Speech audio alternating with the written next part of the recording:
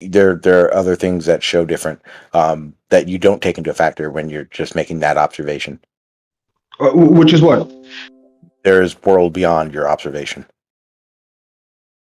The fact that your eyes can't actually distinguish changes in elevation the same way when you use actual tool. So there's a lot of varying things like that. But we're talking about distance, right? This is more than just the eye. The distance is measurements, right? We can measure, and it all seems to just measure flat. Huh? No, it doesn't. Okay, then I would ask what measurements show that. Use things like radio waves or something like that, something that doesn't actually bend, unless you want to say gravity bends them too. I guess that's probably. I mean, there's many methods that you don't need to worry about that happening. That's why I keep explaining these very simple tests that you can do yourself. You don't need to factor in geodesic. You don't need to factor in a $10,000 survey tool. But it is more than just your eyes. Your eyes are shit. No one can tell me their eyes can distinguish in everything. its entirety before you're actually claiming to know what it is and what you're looking at to begin with. You're using like information and stuff you've been given and saying that this is how it is and this is what's up. Again, presupposing is just fine. There's nothing wrong with presupposing. No, it can be fine until you verified. Use the presupposed information, but verify it. And you're saying that you're as a hypothesis. There's nothing wrong with it as a hypothesis, but as a claim, yeah, Yeah, great way of putting it. That's definitely the problem with it. What? Say it again. What I made it. If you want to use presuppositions as a hypothesis, that's fine. But if you want to use them as a claim, that's bullshit. Okay, my presupposition. I have not made one presupposition as a claim.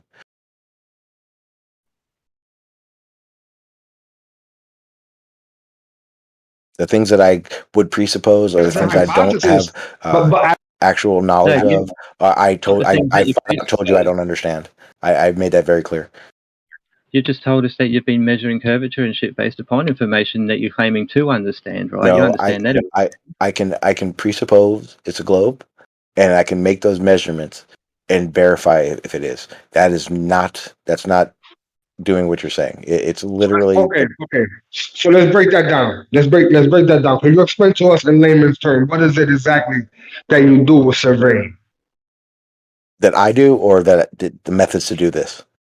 Yeah. What is it that you're doing, and can you explain it to us a little bit on how you do it? Okay. A perfect example would be I'll use a total station. Total station is basically an auto level theodolite scope that is all into one, and it's a big computer system. So when you take a shot, you hit a reflector, and you're able to make a data entry.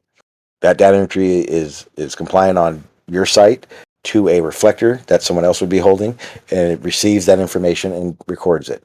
In that situation, I can actually create that horizontal line that I'm talking about, and that from that horizontal line, I can verify the elevations between different points, and from that point, I will take that data, I'll look at the data, I'll punch it into my computer, it'll tell me the elevation points and the plotted points, but then what it will also do is tell me the distance between my horizontal line and a mean line, a secondary horizontal line that I've created in this situation, that will verify whether or not it's the elevation change or a curvature change.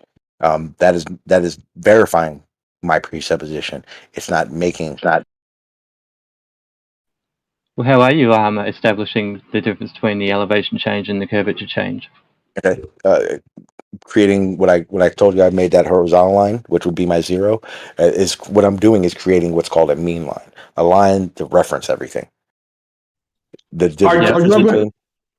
Are you able to determine the entire shape of the Earth with just one observation, or will you theoretically have to make a lot of measurements to verify the distance of the whole globe to the whole of everything? It would take hundreds of thousands of shots, but you can do it in your local area using these tools.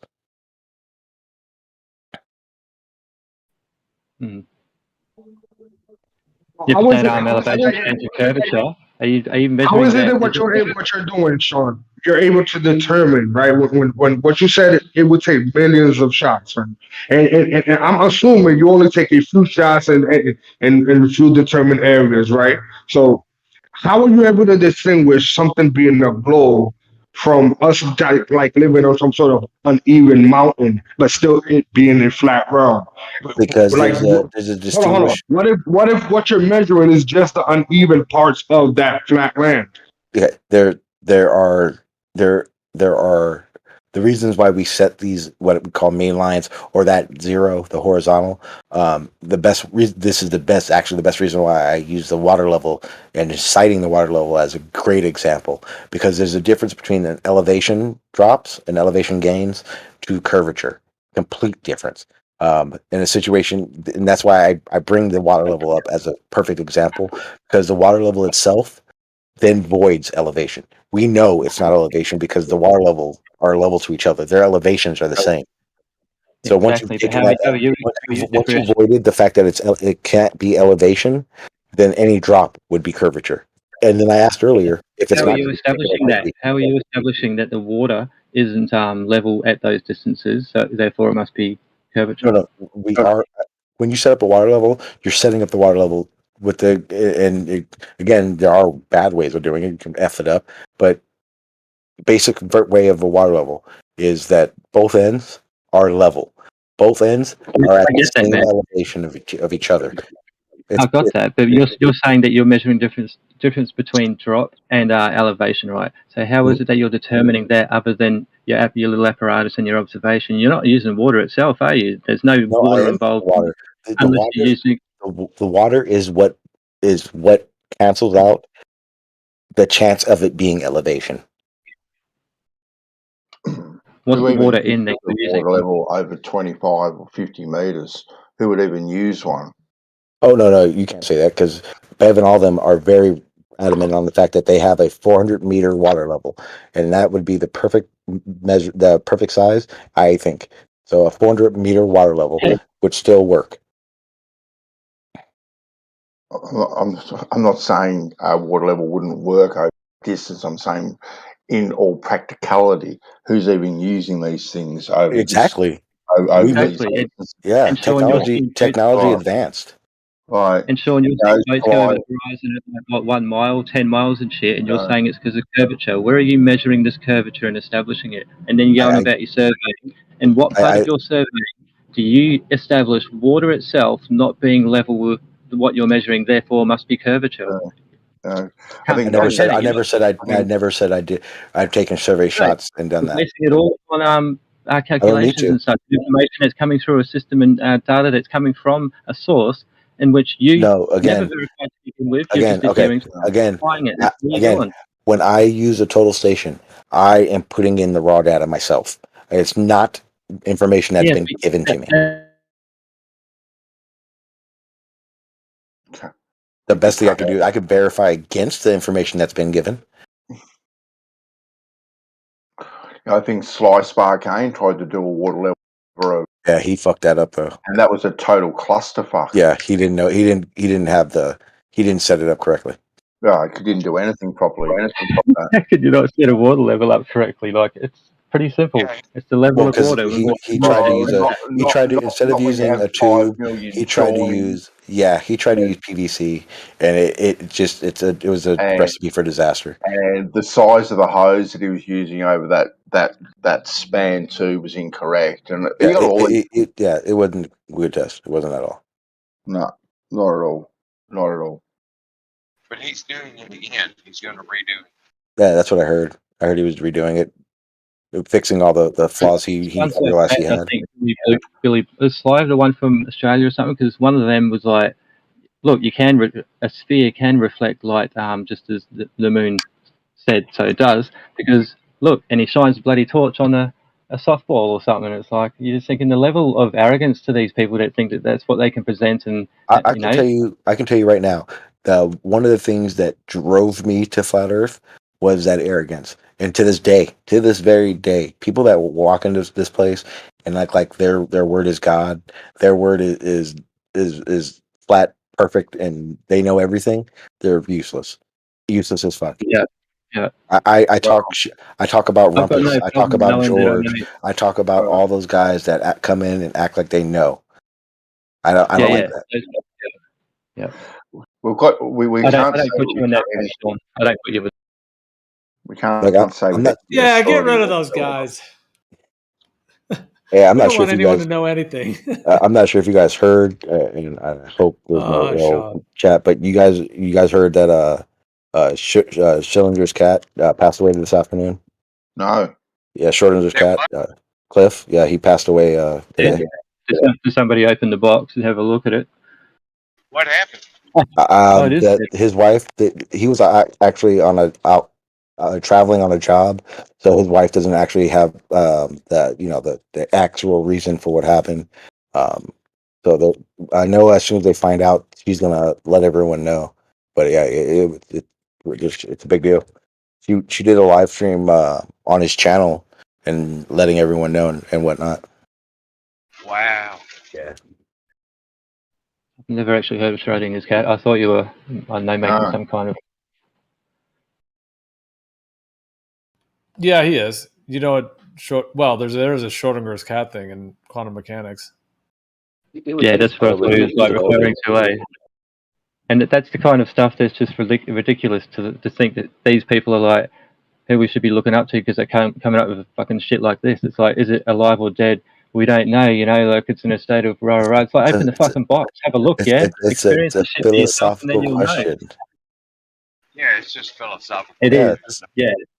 But most of us aren't really raised and live by that kind of way of thinking, do we? That's not the really kind of thinking that we're taught to do in our lives. Yeah, Is it? we Because are. that kind We of are. thinking would lead to a lot more people Everything we're to be doing like, right now is a philosophical conversation. Not one of us I has understand spent that. any lab time.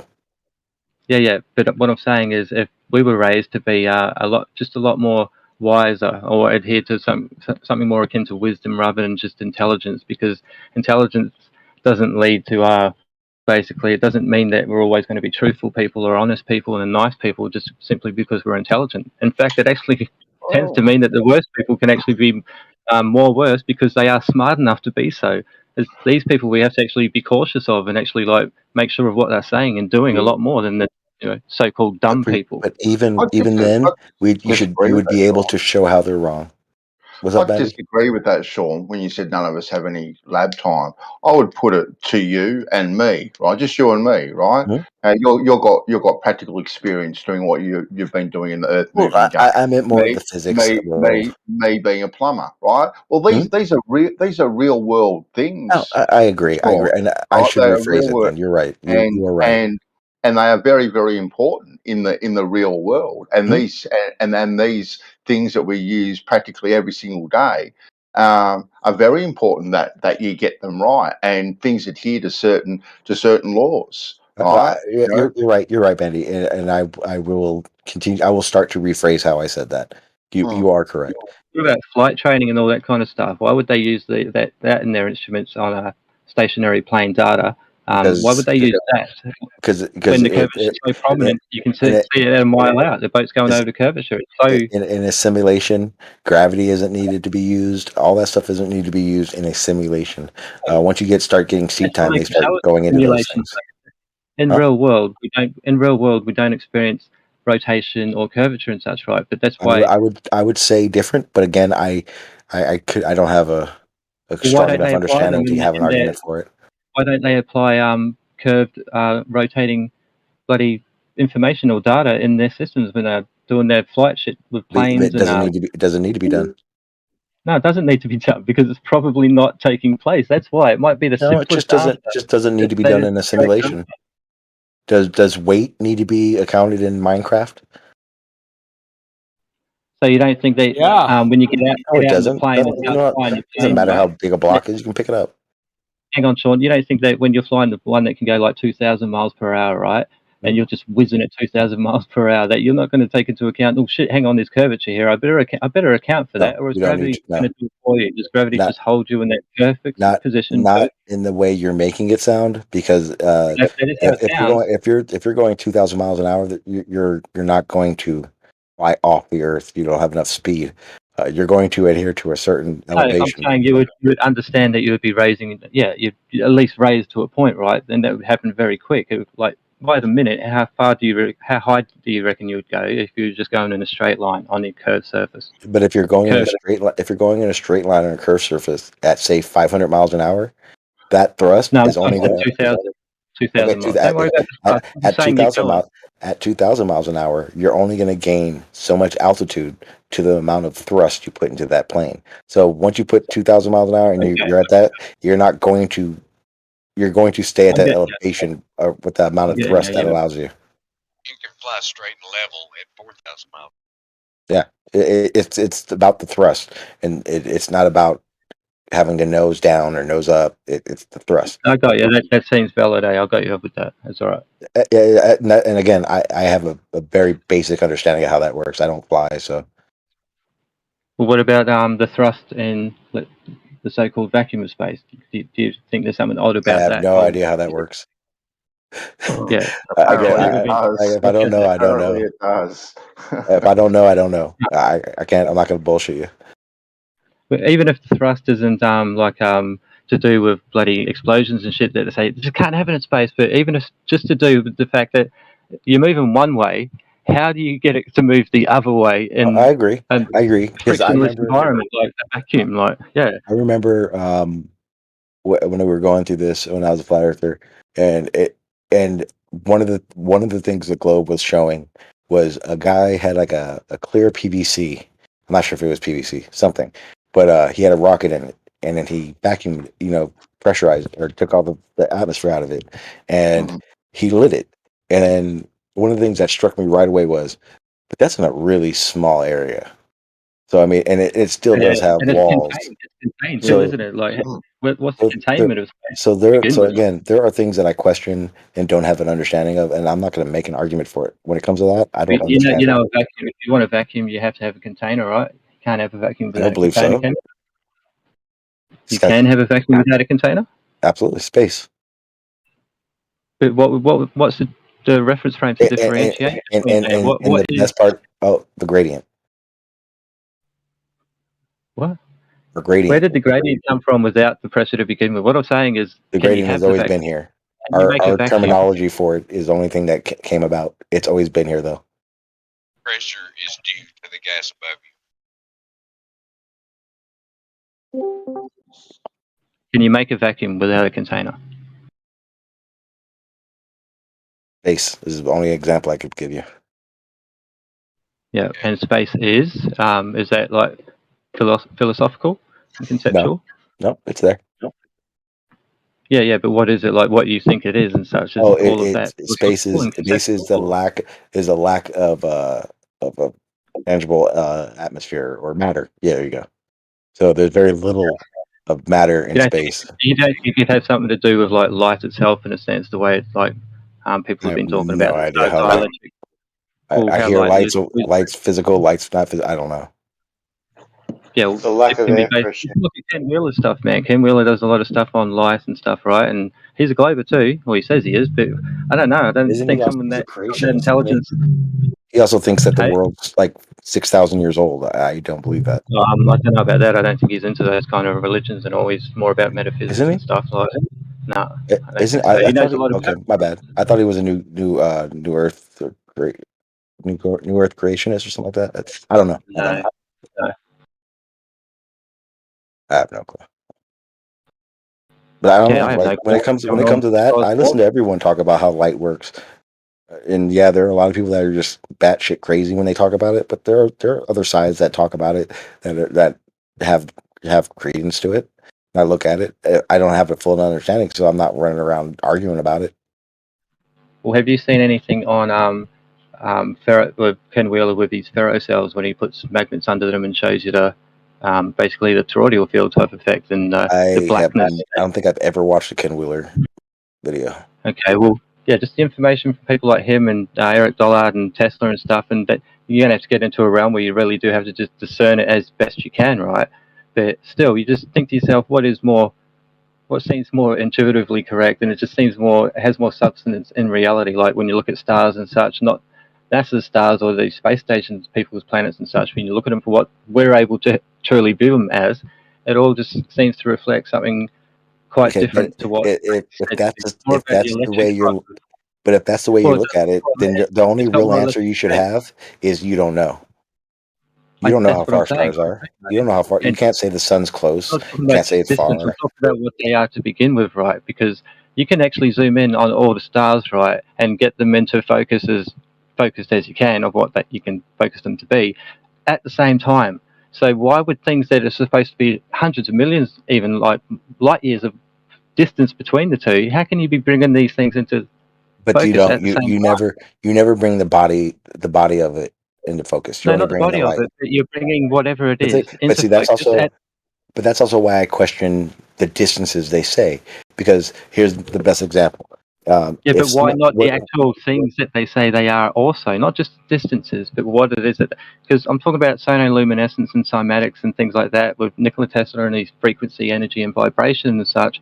And he even referred to apparently the Earth as a realm and as such. I'm not saying he was a flat earther or anything, but I'm saying he seemed to be at least wise enough to know not to say what things are when he doesn't know them in their entirety. So he wasn't saying it was an object of any kind. He was saying it's a realm basically that we're in. A realm is something that just not able to be defined. We're not able to define it, that's for sure. That's what I adhere to. I don't think anyone has and ever will I think truly define it the in its big things entirety. when it comes to stars are we see our sun with a big bright light, and or I would say assume because I don't know enough about it, but we assume that the other bright lights are going to be stars like that, suns, and that's what they come to this conclusion. The distance issue with that I have is if someone had a flashlight, a mag flashlight, and they shined it into your eyes, right, and you see it, that's what you see when you see a star. But at no point, unless you get to the side of that beam, are you going to be able to distinguish the distance. To me, that's why I don't adhere to exactly the distances they say stars are. The sun Not is so much different because the sun is much what closer. they are. Huh? If the light itself does also reflect situations or circumstances that when you can recreate them on Earth, when you do light through water, for example, it has this different effect than through just the atmosphere or something, like through different mediums, right? This is what stars look like they're actually being reflected through At some the same kind of time, fluid of some it, kind in some way. I don't know what that is. I'm not saying it's water and shit like, but I just don't know. But it just takes that effect. It doesn't look but like it's see, certainly when not. you look at a star with your camera, it's not the same thing of the images they show us when they use these telescopes because of the distance and the. I don't care how great you are. It's almost impossible to get your camera still enough with the exposure length to get a good picture of a star. Exactly. Yeah. Yeah. But when it comes to knowing what it is, they've upped the ante on the technology. Like for instance, forever we use telescopes. Well, I can tell you for a fact, and I don't even know very much about it, but I can tell you for a fact, when you look into space with a telescope, gases and all that shit affect what you're seeing. But then they started Well, using like radio waves and all this other stuff I have no clue about that yeah. looks through the gases. So those gases aren't Well, and you're those saying it things looks aren't. through the gases. Are they Hmm? receiving actual images like photographs and such, or are they at those distances and what they're talking Um, about? Is that all like actually just like information, like numbers, symbols, and bleeps and blips? Like, do I you get think more of that? a lot of it is the biggest issue that So I why found. why present to the people and especially like They're selling space. selling space? Yeah, They're okay, selling all space. right. They want people to be interested. They want people to fund. I do believe NASA sells space. That's why you get these beautiful pictures of nebulas. For the most part, I don't think that's exactly what they see. Matter of fact, I could tell you for a fact that's not. That is an Yeah, illustration that's a due good to answer there. with the data they get. Um, from everything I've looked into, And when I people at look for NASA raw then as well. images, when I look for raw People at NASA images, looking at it's things not at like what you Mars see. rovers. Huh? Yeah, so they're not seeing like the rover on Mars and landing and shit and things like that. People at NASA that think that they're seeing people walk I on the don't moon and think stuff they've like ever that. said. I That don't think they've ever said here's a picture of the rover on Mars like that. I think they've taken No, that's pictures of. always media and such. Hey, it's always sources that could very well just Well, be said to. why Oh, we couldn't don't they? associate with them. Why couldn't we shoot a machine, a robot, to a different place? I'm just saying, have we? I know I'm not getting into realms of like. I would think I would see it more likely that we did that than we landed on the moon.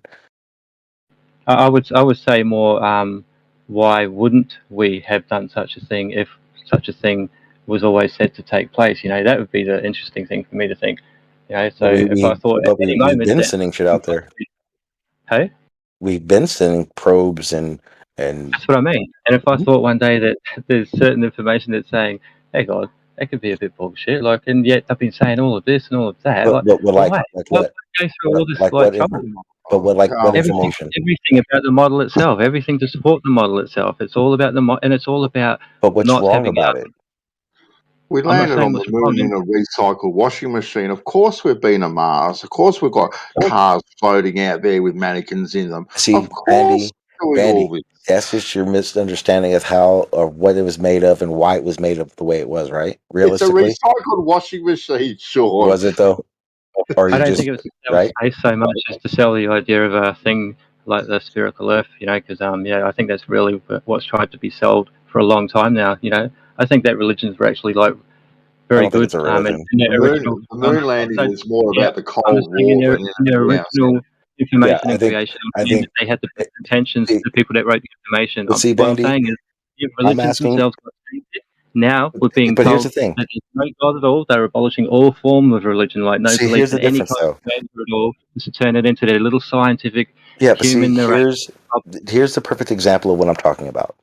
I ask you, what's wrong about it? And you just went into a spiel about just What I'm saying, ideas of what's why wrong it could be about wrong. But hang on. it? Being But then taught as correct. Bandy brought up a good point. And here's why, for myself, the moon landing isn't so cut and dry to me. And I have more doubts about it than thinking it did happen. I think it's more than possible, but my understanding of it keeps me thinking that it may not have happened. And here's why. And here's the tangible part of why. Bandy said it. The whole moon, all that stuff, all tied in with the Cold War. Mhm. At that time, Yep. Russia and America were both saying if they can get nukes up and they can make it to the other prospective areas to rule the world, basically. When it came down to going to the moon, all that meant was who can get to that place first, get a base, and who can actually do something with space. And that's a credible reason for why I can assume that that could be bullshit. How do I know that? Because Yeah. the Russian cosmonauts, they lied about everything. They're the people that died and all their testing they don't talk about. The United States is actually in agreement with them about not talking about that kind of stuff. All these things are very valid points to And assume it's also maybe a it didn't valid happen. point to assume. But when I It's also a that's valid why point to assume that when I everything else ask they're saying but is a lie when I too. make Why would that you believe when I anything ask they the say? question, Anything at all? hang on. When I ask the question, what about something makes it wrong? That's like something specific that can give credence to how it's wrong. When you just go through a list of why I you would think say things it's are wrong, it manipulative. doesn't I give think me it's an wrong. idea of it.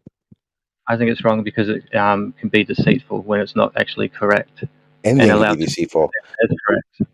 Anything can be deceitful. And I'm just That's saying, what I I'm can just saying. say it. That to me would be the only wrong thing, you know. I'm just Like, saying, under your guides, anybody in this room right now who says they're a flat earther may not be a flat earther. So why do you trust anything anyone says? Under what I you don't like just to said. use the No terminology violence. anymore. Like, thanks There's to no people like violence, Evan or because someone could say, "Hey, I'm a flat earther," and if they're not, who cares?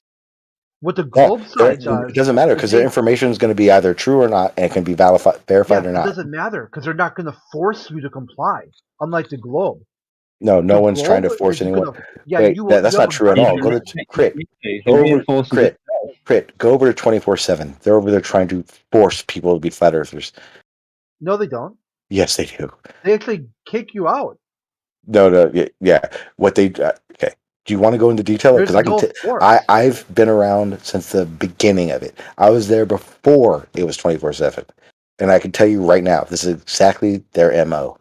What they want are people who just found out about flat Earth to walk into there and think they know everything about the globe, so they can convince them it's not, and it's going to be a flat Earth. And I know this because name one person who's allowed to have a valid argument in there stay in Matthew there. learns. Yeah, they won't let anyone with a valid argument go to those things Yeah, because once Matthew you become a learns. flat earther, you're a flat earther because you know you're a flat earther. That's why I don't think you were, Sean. I don't know. I don't want to get on Well, the case. that's the difference between me and you. There's a difference between you think it's a flat Earth, and I want to understand it was No, a I flat Earth. just adhere to this side of the argument. I Yeah, don't know. again, for No, me, it wasn't I know sides. you're I wanted saying that everyone's because information. there's dips and bumps and That's just the gullies, there's reality of rises it. and falls, right? It's not flat by its very definition. However, to me, there's no evidence of curve. There's no evidence of No.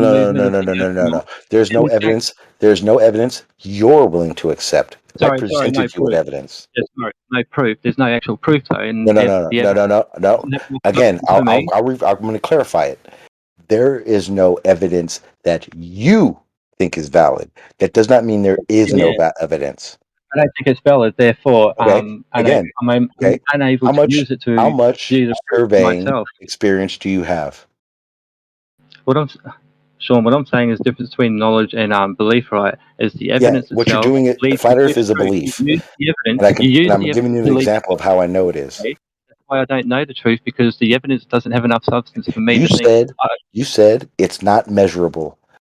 How much understanding of how it's measured do you have? Enough to know that How to much? measure something, Okay. you need to know what it is you're measuring, and you don't measure No, you shapes. don't need to know what you're on to measure it. You don't. Then you apply those measurements once you No, you understand that. You don't need to. circumferences of- You don't have Otherwise, to you're just assume a measuring table an is area. square to measure it square. No, You you don't need You to. measure You don't need to on a plate. You don't need to assume a basketball is round to measure a basketball. No, you don't. You just measure a basketball. But if Yeah, you want to measure and you the just measure, actual and thing that you're under on, that same guidance, you just measure the Earth. You don't need but to know it's a sphere. Sean, we measure fucking flat lines, okay? We measure straight lines. We don't measure curved lines. Let me ask you again. Let me ask you again. How much understanding of actually how it's measured do you have? You just explained it to us before, bro. You didn't present anything practical. You didn't present anything that's demonstrable. I didn't. Just something calculatable and based on approximations and presuppositions. What I said, what wasn't practical? You just said before that you measured curvature over something like I think it was 14 miles or 10 miles or something, and then then you got into something about talking. I said it was a mile and a half. Okay, but you said something about you knew old matey was off because his water was running like it wasn't basic. It's the level of the water that you. Yes, one situation of someone that set up a water level didn't do it right. But I can also tell you examples of flat earthers who set up water levels and do it correctly and refuse to do the measurements to find out if it's curved or not. Yeah, but how do you find out it's curved when the water? Do you want me to explain it again? Okay. Do you understand that between both points of the water level, they establish that both ends are at the same elevation? Well, that's the hypothesis, I guess, that they definitely No, it's not the hypothesis. It's how it works. So that is a fact. Then they are both at the exact same elevation. Yes, that is the purpose of a water level. No matter the distance. What is the distance we're talking? Nope, doesn't matter the distance. What about 10,000 miles? No one has a 10,000 mile water level. Yes, if they did, yes. They would be at the exact same. Yes, that's how a water level works. Okay. Pending no leaks, and you're that's exactly how it works. You are basing that answer off something that you are able to demonstrate. Yes, okay? and others are able to demonstrate. And what is that demonstration that you're using to prove that to yourself? Say this is why we think it's like this because the demonstration. Because that's how a water level works. Do you I'm asking. I'm not asking this as a dick. Do you understand how? No, hang on. Do you understand how a water level works? Seriously, like the setup of it. Let me ask you one thing now. On a flat surface, would you get the same effect? Yep. So then, what is it that's differentiating between the two? That's telling you that you know it's a curved surface because of this, whatever that is. Because once you go beyond just the water level, and then you sight that water level, creating a horizontal line using a sighting tool that is used to make these sights, it establishes that it is not on the same horizontal plane from point to point. That is how. Not now. What? It's not what? Didn't we start out saying it was? It was at the same elevation or something like that? The same bloody. You said the water. The 2 points Okay, between see, what I'm explaining is not complicated, but it's very clear you don't understand what I'm saying. The whole water Yeah, no, level what on the globe side has to work on gravity. If you were to get a concrete slab that was perfectly horizontal from one point, right, and it's 10 kilometers long, and you set up your water level, right, Mhm. in the globe model, right, and you set up your water level from one point to another, there should be a difference, even though you are on a Nope. No yes, matter yeah, what, on a 100%. globe, no matter what, on a Because that, flat surface or a globe, a water yeah, level works the same. because that water level is adherent to gravity, right? That's what it's adherent to, gravity. That's how it works. If it's a flat surface, if it's a flat surface, it And works the gravity same way. is always working to the center of the earth. exactly. It works the same way. What's the difference though Yeah, between it the works the globe same and way. the Earth? Okay, here's the difference. When you sight from one point to the other point of that water level using a created horizontal line on a flat Earth, both water levels will line up on that horizontal line. On a globe, the other side will be below that horizontal line. That is the only difference. Okay, then. And regardless, the water levels void out elevation on both models. What are the water level lines based on, and what are the? Each other on both models. And if you were to do this on a large slab, a 10-mile long slab, It wouldn't matter. It'd be the same right? situation. You're saying it wouldn't matter, all right? It wouldn't Because matter. The water level would set up. The water level would work and set up the same exact way. that's what you're saying, because the water level, how on your model is adherent to gravity, right? Okay. That's how it's Yeah, because working. it's on the All right? surface of the Earth. There you go. There you go. Mhm. Yeah. So, But regardless, if you cited it, there would be two Even though distinguishable every results. witnessing of water itself, that's what I was saying before. The difference between beliefs and knowledge, man, is experience for yourself. Okay, Yes, and exactly. your little So I would bubble, ask I you. I would understand ask how you you. variable. Have you experienced the measurement of curvature or no curvature? I would say I've experienced the measurement of only no curvature, more so, only not so much because of the physical measurements, because I understand what you're saying about the globe side of the argument and all, and what you're saying, how it fits and shit. That's fine, okay. No, But no, also no, no, no. understand I'm asking if you've experienced well. the measurement of either no curvature or curvature. It doesn't matter which one, but have you no, actually done it? no. I The would only thing definitely say I've no ever curvature, because every experience that experienced, I can comprehend or actual things that appear to be curvature is very easily Okay, explained. but again, if you're using your eyes, it's not the same thing. yeah. Yeah, I It's And got just that. not. the only thing I've ever experienced is elevation change, not curvature. Have you measured That's for it? right. That's why water's the Well, best but hang on, Bandy. Have you measured for it though? Measured for curvature? Nah, Yes. never, Okay, never, and that's fine. never. And what he does is Trust that's me, water perfectly fine. A sure. lot of people do it that way, but You there's a have faith in the difference. water that you're viewing, okay? And once that water goes past your viewpoint, you just have faith that it's still doing the exact No, same that's thing okay. that it's doing Do in your viewpoint. okay. Do you wear glasses? Yep. No, why? Huh? Yeah. Well, No, I don't. Like, okay. People that wear glasses are wearing a tool to help their vision with their eyes. The same way someone with an auto level, total station, a surveyor uses these tools to be able to make these optical observations that their eyes can't. So there's a huge difference between what you see and what these tools do.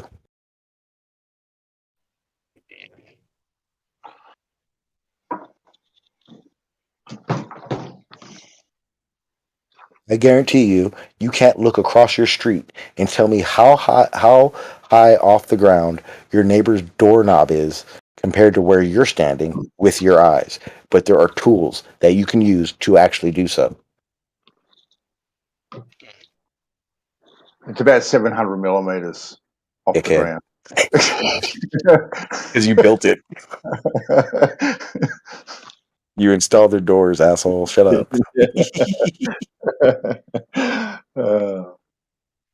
The trouble is with a lot of these things, they're not practical to do in the first place. They're just a lot of it is just a Beyond, they're beyond normal realistic scopes of work. Yes. What I'm talking about with the water level and sighting it is Sure. not a normal thing to do. Yeah, Sean, I was saying before, man, with your door analogy, I would put an apparatus at that door at a certain particular point, and I would measure that, and I'd know how high that is, right? And then I'd get a thing I'd get a thing that extended out to me at whatever distance you want to pick, right? And then I'd put water in that thing, right? And I would know that the volume of that space to get to that point from me to it, in a sense, because I've measured the thing itself, the length of whatever it is, the volume of that can withstand this much water. So therefore, when this water starts pouring out over top of this thing at this end or something, as I'm pouring it in, there's something unlevel about the thing itself. It needs to be propped and positioned in a different way so the water's not doing that, because water to me will always retain and remain level. Mm-hmm.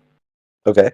Now, I think you're saying you're saying gravity at a longer point, it's only still not doing so and wouldn't do so because of gravity, keeping it at that equidistant point from the center of your pear shape that's different in all areas anyway, but whatever. I wouldn't say pear shape. That's what you're saying. Well, whatever.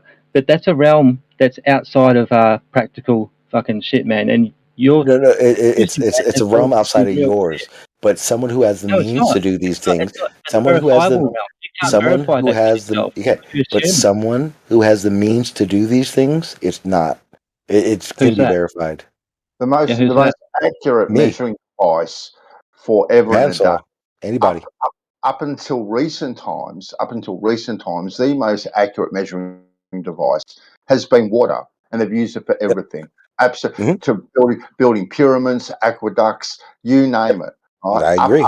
Up until recent times, well, and why?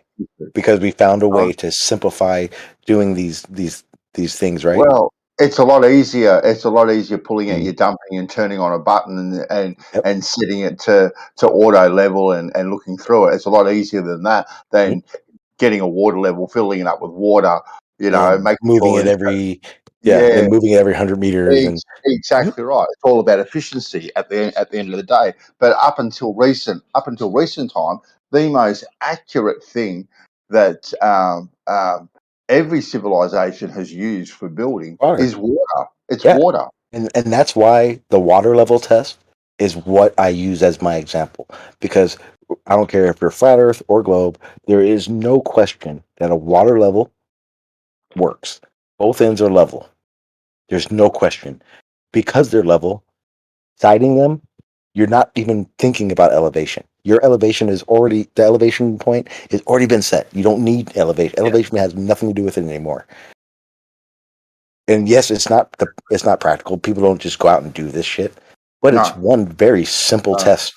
There is actually a company in America 12 months ago now that does layouts for factories and homes using water levels, and they claim they can actually do it fast. It's in the States somewhere, and they can actually do it faster than any electronic method.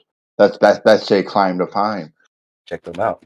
Yeah, look, I heard about it. Hang on, I'll be right back, guys. I gotta go use the little boy's room.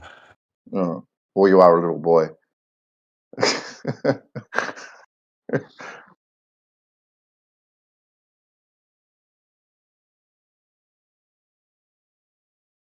But yeah, it is the most accurate measuring device that we know of. Water. It never lies. Yeah, whereas any optical device can lie, depending on what you're looking through.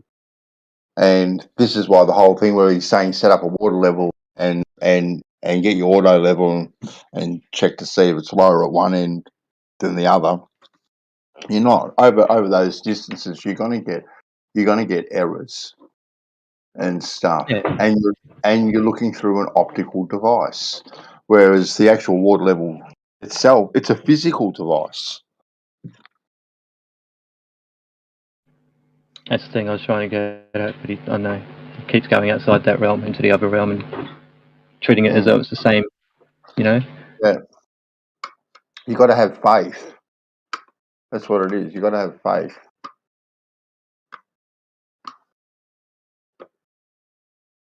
Yeah, it's found in the substance of all things, they say. Mm, mm.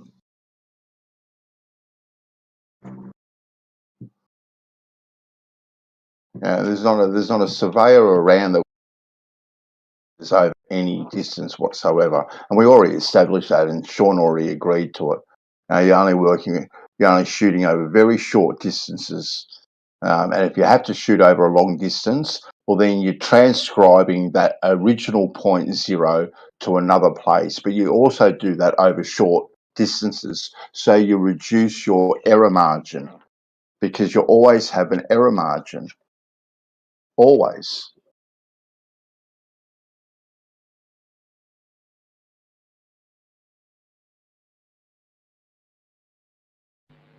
Yeah, I'll agree with that, definitely.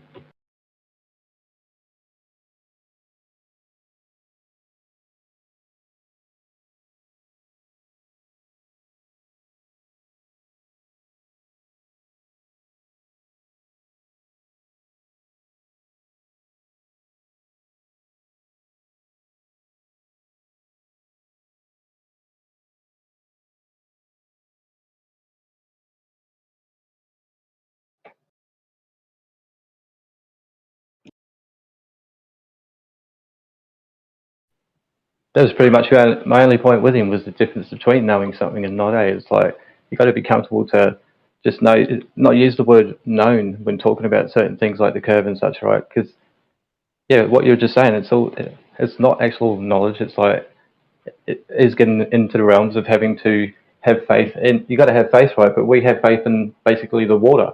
What we know the water does. They have faith in what other people have been saying. Yeah.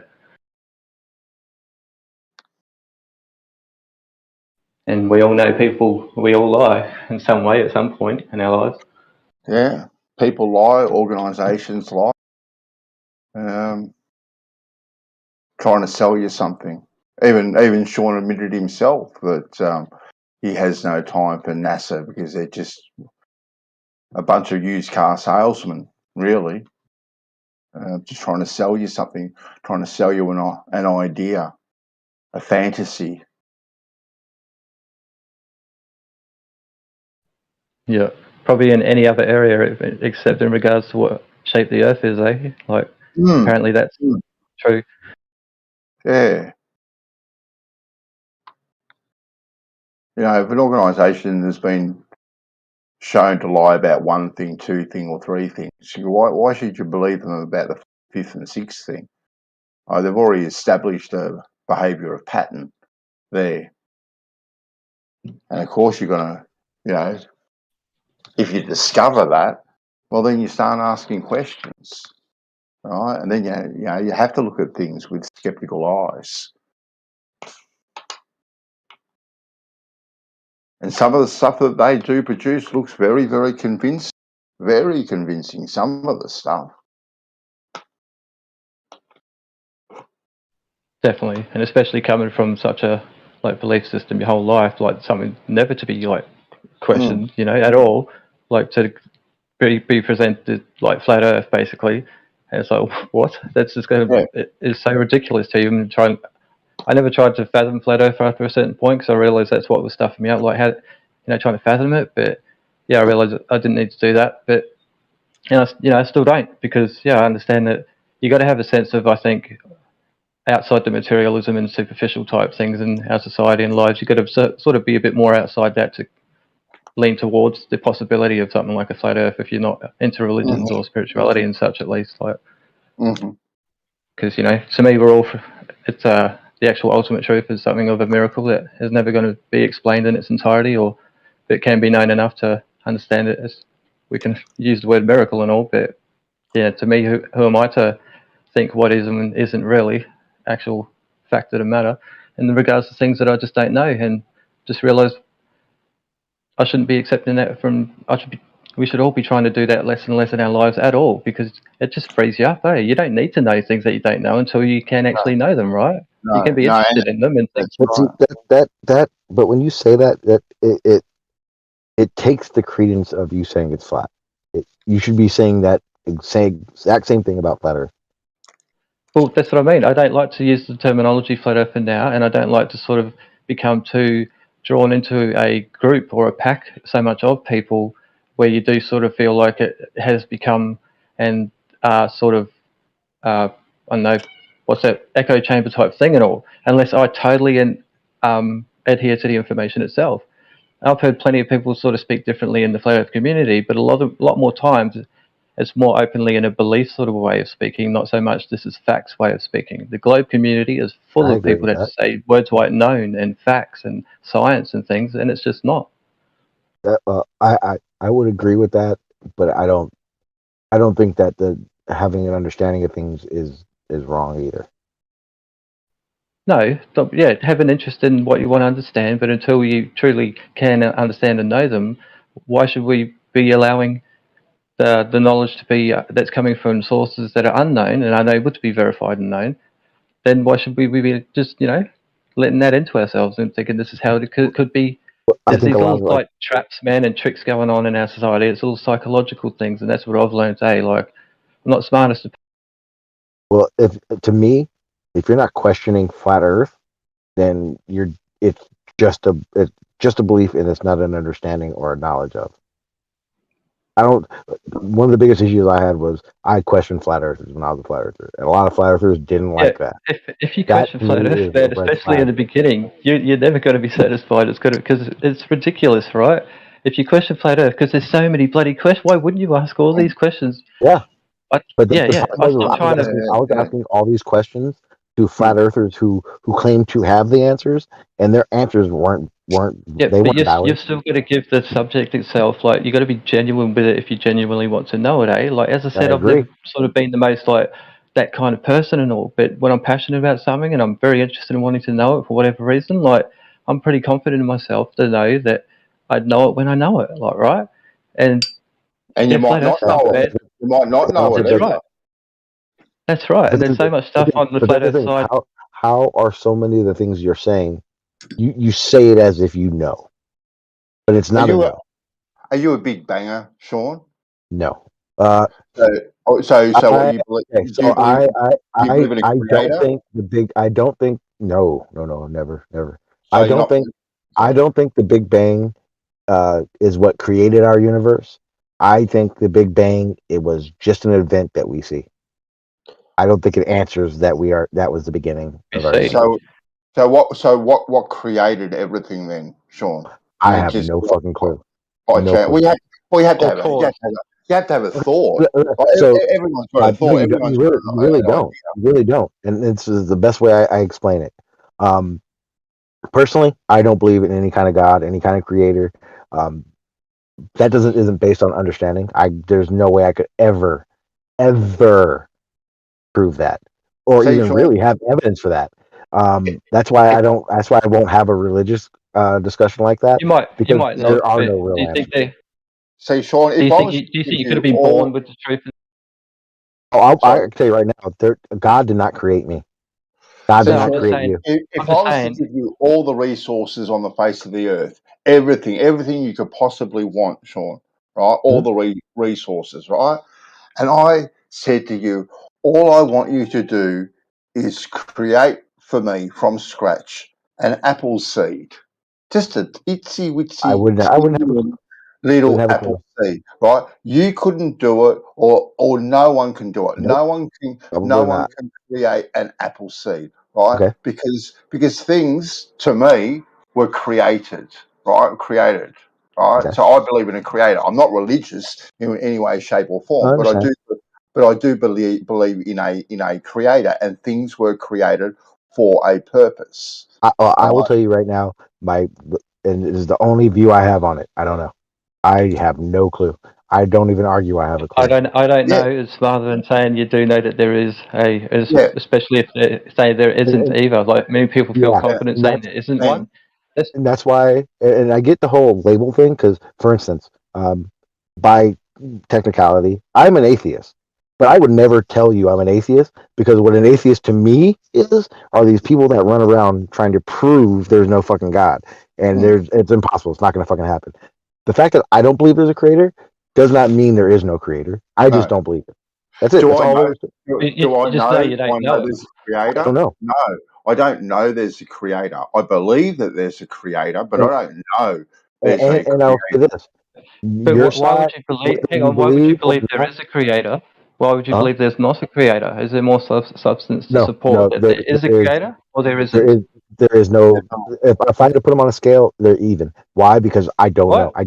There's nothing that. If Matter of fact, I would say. nature's geometric, How about nature this? is I perfectly would like say. geometric and mathematical, is it not? Would you agree I with would that? say. I would say there could be more credence to there being a God. For example, what Bansal just explained. Create an apple seed. I don't think anyone can. Period. I don't think it at No, all. Now, here's the problem. Here would be the only issue I have with the idea of believing. For instance, and this is a big one, evolution. You believe in evolution? I believe in No, adaptation and change. I Okay. don't. I Now, don't here's my believe view of it. blind. I think the definition for evolution for me is when you take 1,000 adaptations and it becomes a genetic part instead of just adapting. That would be considered evolution. Now, here's my question. This is a very important question. Why wouldn't a God use evolution? And here's why I asked that question. Because I can say with confidence, God didn't create me, Bandsaw, or yourself. Your parents did. Now, when I That, asked the question so about that's what we evolution, are. That's what huh? we are. What? That's what we truly are. Or are you talking in a little viewpoint, a little In narrow a viewpoint, in a box little that we're viewpoint. in Yeah, currently, and yeah. claiming to I'm know we are? no. None of this is no. This is all me just brainstorming because I don't know. But to me, evolution would make sense for God to adhere onto this because he may have created this beginning to get everything going, but to me evolution seems like something that would be a really good way to have everything rolling into shape from that creation.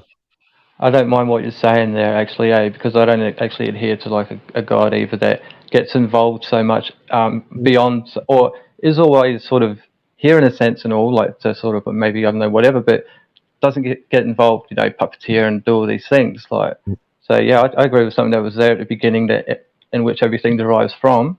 Yeah, Not so just much in a kickstart it. sense created because we confuse created with thinking in specialized terms in a sense still, and it's Yeah, nothing like that. It's nothing about separation to me. It's about like realizing real unity, like what real unity is.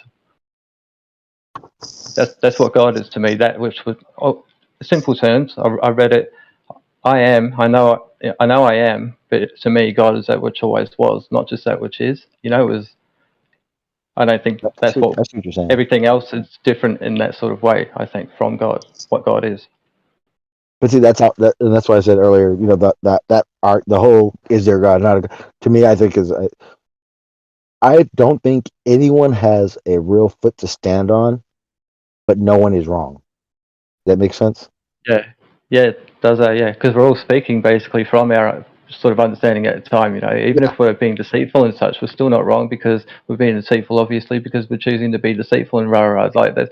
Why would that be the wrong thing? It would actually be more weird and wrong to not be deceitful when you're trying to be deceitful, like, right? So we can all do that as much as we want, right? But would you say that God would be something that's can't be, so it just can't be basically talked, defined in a sense by anyone to anyone in a sense? It would be something that can only sort of, if we can know it, known for ourselves and all, but correlated by what other people say and all. Like it would be like, yeah, oh, I can correlate that, and over time build something that's of a foundation, rather than just being presented stories and such. hmm But there's more substance in nature, wouldn't you agree? It's geometrically and mathematically a thing. We can describe it geometrically and mathematically, and that's pretty fucking, for randomness and just I don't know, and I it's a see what bit you're saying. weird. I get what you're saying, and like I said, I don't I do not have an argument against anything you're saying about it like that. Yeah, I got you.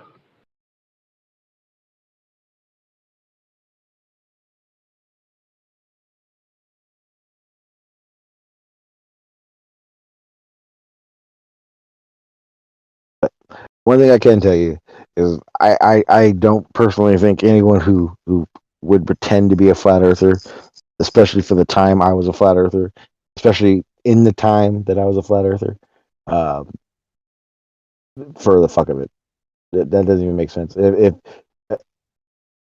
I would hope to think that Bandsaw knew I wasn't fake, and he was around for the shit that was going through when I was a flat earther. Geo, you were around. I was getting porn bombed. I mean, people who fake shit like that don't put their lives out there like I did, and for the fun of it. It's not. It wasn't fun. I don't know how long you've been in the flat Earth community, but when I was a flat earther, it was in the time of porn bombing and sniping and getting doxxed. I've been doxxed 26 times. There's nothing about that I thought it was a joke or was playing a game with. Yeah. But I get it. A lot of people play the once you're a flat earther, you don't go back. It's to me that's bullshit. My journey was for myself. It wasn't to establish everyone was right or wrong. Yeah. Well, between me and you, and I'm sure a lot of us, we're just going to have to agree to disagree on the standard, I guess, for saying what you know, and you don't kind of thing. Well, that's why the conversation has lasted as long as it does. No one's here. No one's going to be here to convince someone on the spot. I know that this conversation was. You're not going to be at the end of this conversation and be like, "Holy shit, Sean, it's a fucking globe." Thank you. I do that from the start. I hope you knew from the start I wasn't going to be like, "Oh shit, it's flat Earth or not." I mean, Bandsaw's different. Bandsaw, he's a real flip flopper. Oh, he's muted. Never mind. I was just fucking around, but he's muted, so I don't want to talk shit and play games with him. No, I've known Bandsaw forever. So. It's really more who I sort of differentiate the more genuine. They're just, and we're not ever going to agree and all, but it's not like don't put you in that boat with those other ones. Yeah, and I think that's and I try. I my goal is to always be respectful because I'm very big on I demand people to respect me, and you can't demand someone to respect you without giving respect. The whole you're stupid, and I don't do that shit. Now, I'm not gonna lie to you. There are situations where I do get triggered. I'm not sure if you've ever heard me and Travis talk to each other, but we will always hate each other. But that's other reasons. But no, for the most part, I'm a very respectful person, and I just want to have a conversation.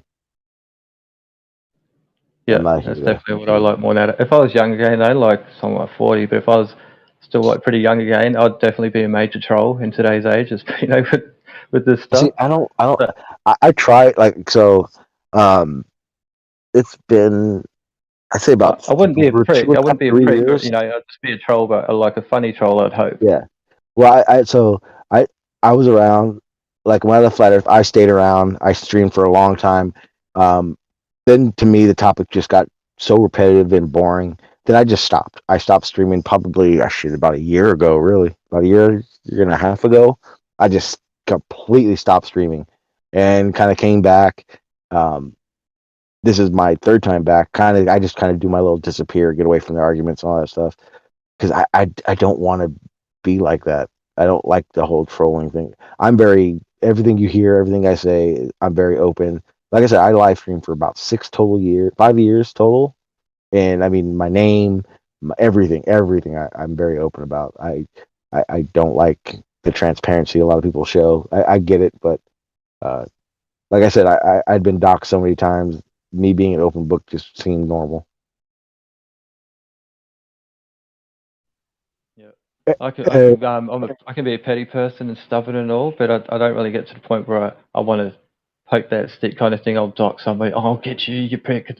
It's never really been my attitude. It still happens, but it's nothing like it was. I mean, yeah, I understand. You got to watch out for it, but because I can be passionate as well, and I can be like a smart ass too if I want to be. If I'm thinking, who is this person, right? Yeah, depends on who you're talking to. Yeah, you talk to a pay national shill. I guarantee a flat earther is not going to be respectful because he's not.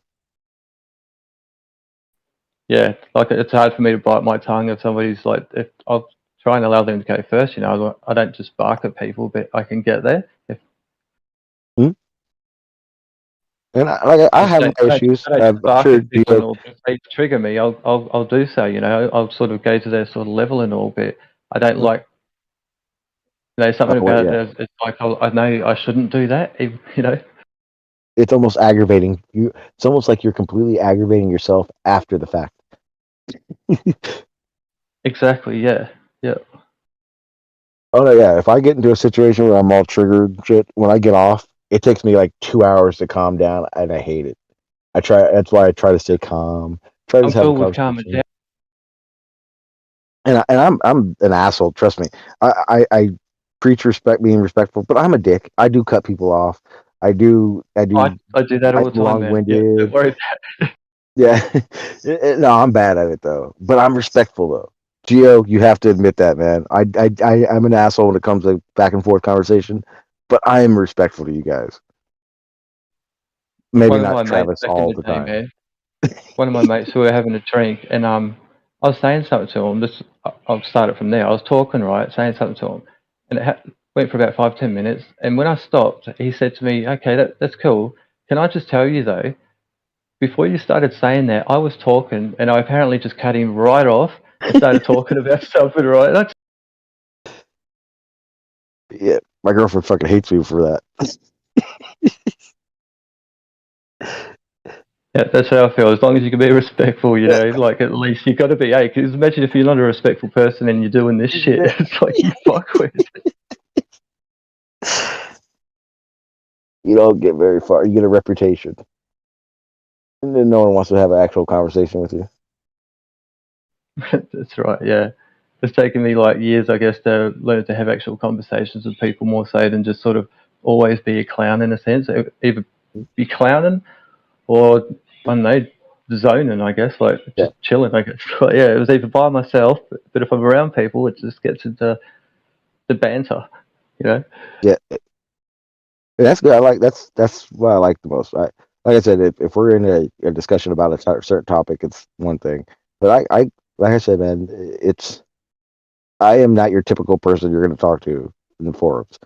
I am 100% a conspiracy theorist. I know our government is shit. I know NASA fucking plays the selling space game and all these other things. So, and I get it because 90% of the quote unquote FE defense is worrying about a globe that's going to come at you with you're stupid and you don't know shit. So, I mean, but Do you think there could be a network or community of people for however long that have established themselves as a background sort of community of people that own the actual world itself, know yes, everything that, yes, yeah? yes, absolutely. There's no doubt in my mind that that is happening. I don't think That's what I'm just weirded depopulation is out a by, man. thing. I think you should let go of your globe. Just let go of that, man, and just be in you don't know area, like with your God thing and all. Just you For don't me, know. Like you don't know it's flat, don't know for it's globe. me, in my reality, there's a difference between the shape of the earth and our government system. But there's not really, because the shape of our Earth has truly only been defined by people that are in But that's the the background problem. of the government We're in system and the system itself. You don't know we're in what's the been 21st changed. century. That's the difference, though. 21st century. There are things 21st that we century can do information ourselves. that is only our information only comes from specific sources. But if I get an instrument and if I start taking survey shots, nothing about what the government says would matter. No, I would but you're literally basing be your doing, observations right upon information that you believe is the correct information, and we're yeah, saying that and to verify it, I would use these tools to help me verify my but you assumption. can't do that, right? If somebody gave you information of how something is, and then you used tools to verify if that information is correct, Hmm? you don't see any other way that they could have correlated or formulated and Huh? built Yeah, some form of a model in a sense that could be if I presented tell as the proof of this information that's being presented, and the here, model itself has been based upon something that is quite different, not an actual curved surface, it's a flat surface, but they're just reverse okay, engineering information and such and constructing it what in a way what that's part about doing those measurements is the lie for me. So if I'm taking shots and I'm measuring whether or not there's curvature or not, what part of what the government has said applies to me taking those shots? What are you using to determine the exact thing that is saying yes I am or yes I am not measuring curvature, and why are you using that? I would use a total station because it can give me elevations, distances, and Okay, and record them. how as well? Do the hows as well. How is it doing that?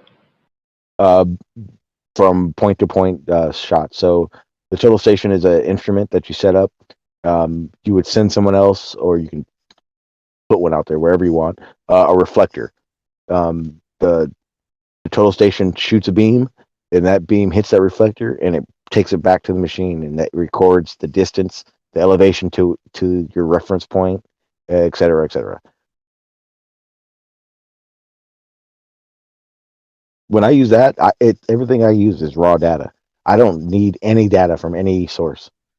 It's all raw data.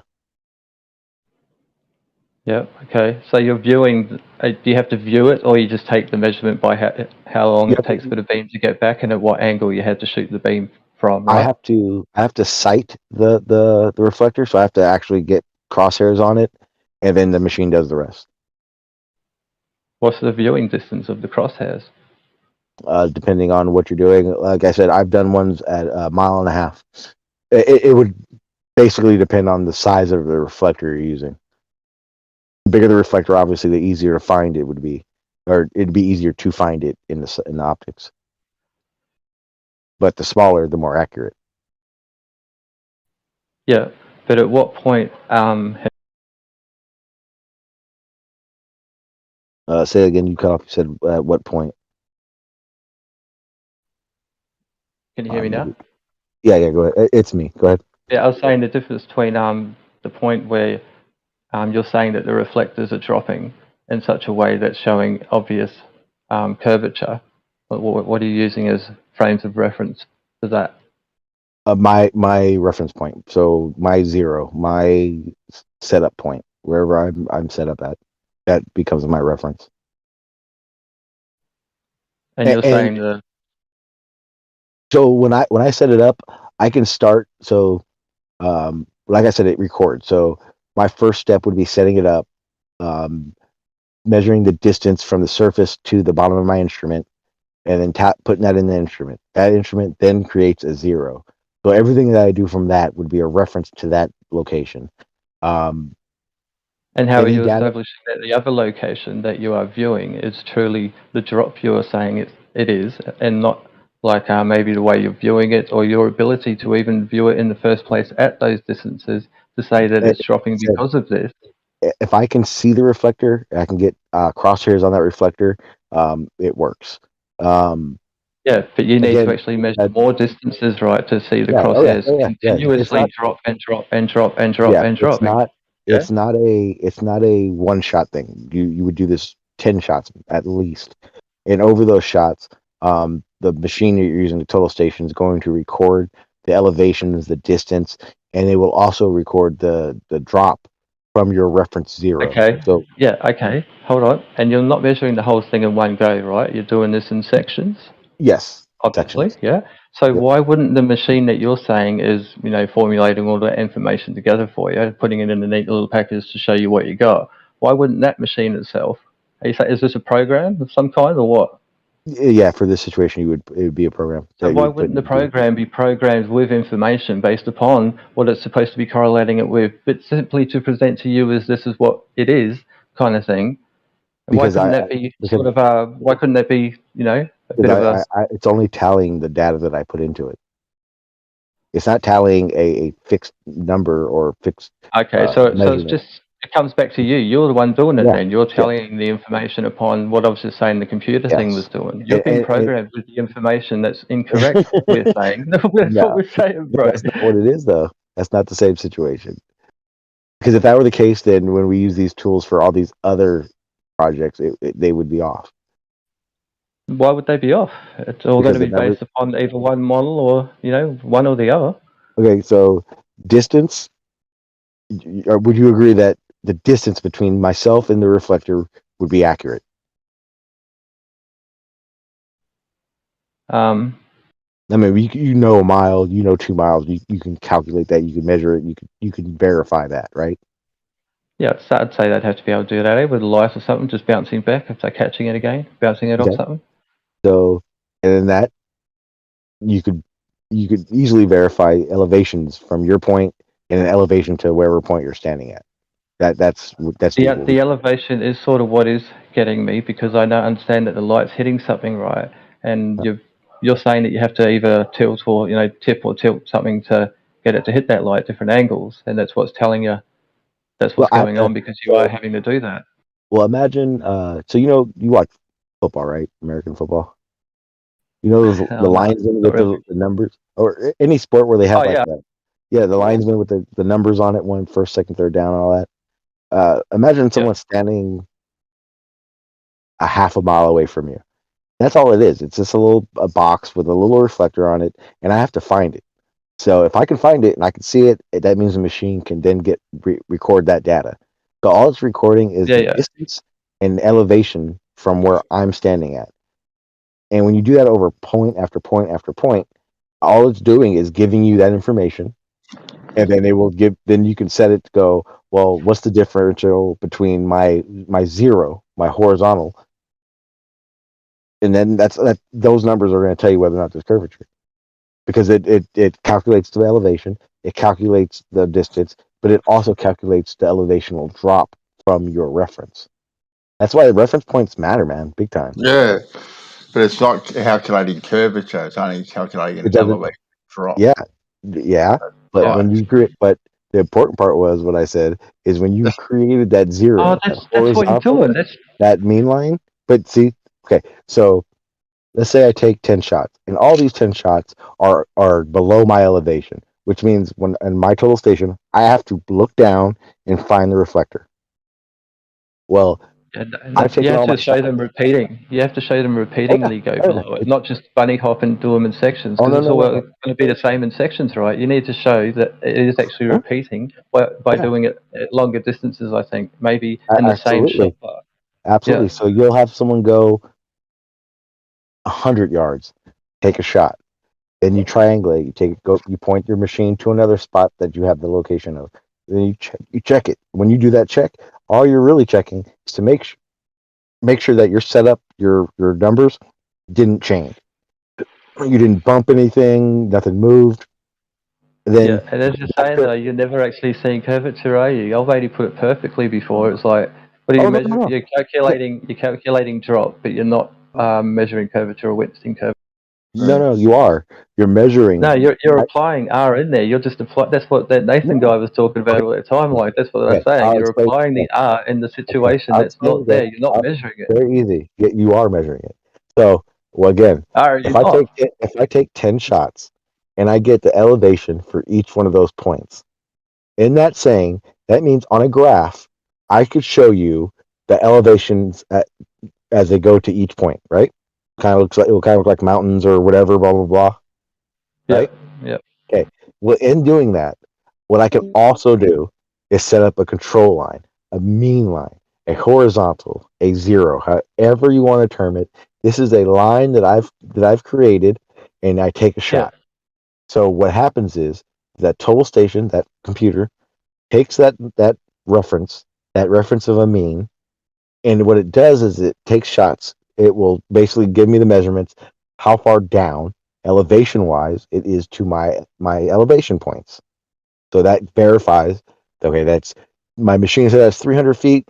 So when I go into my data and I'm looking for reference, I'm seeing off my mean line is 300 feet below my level. Okay, perfect. That means it works.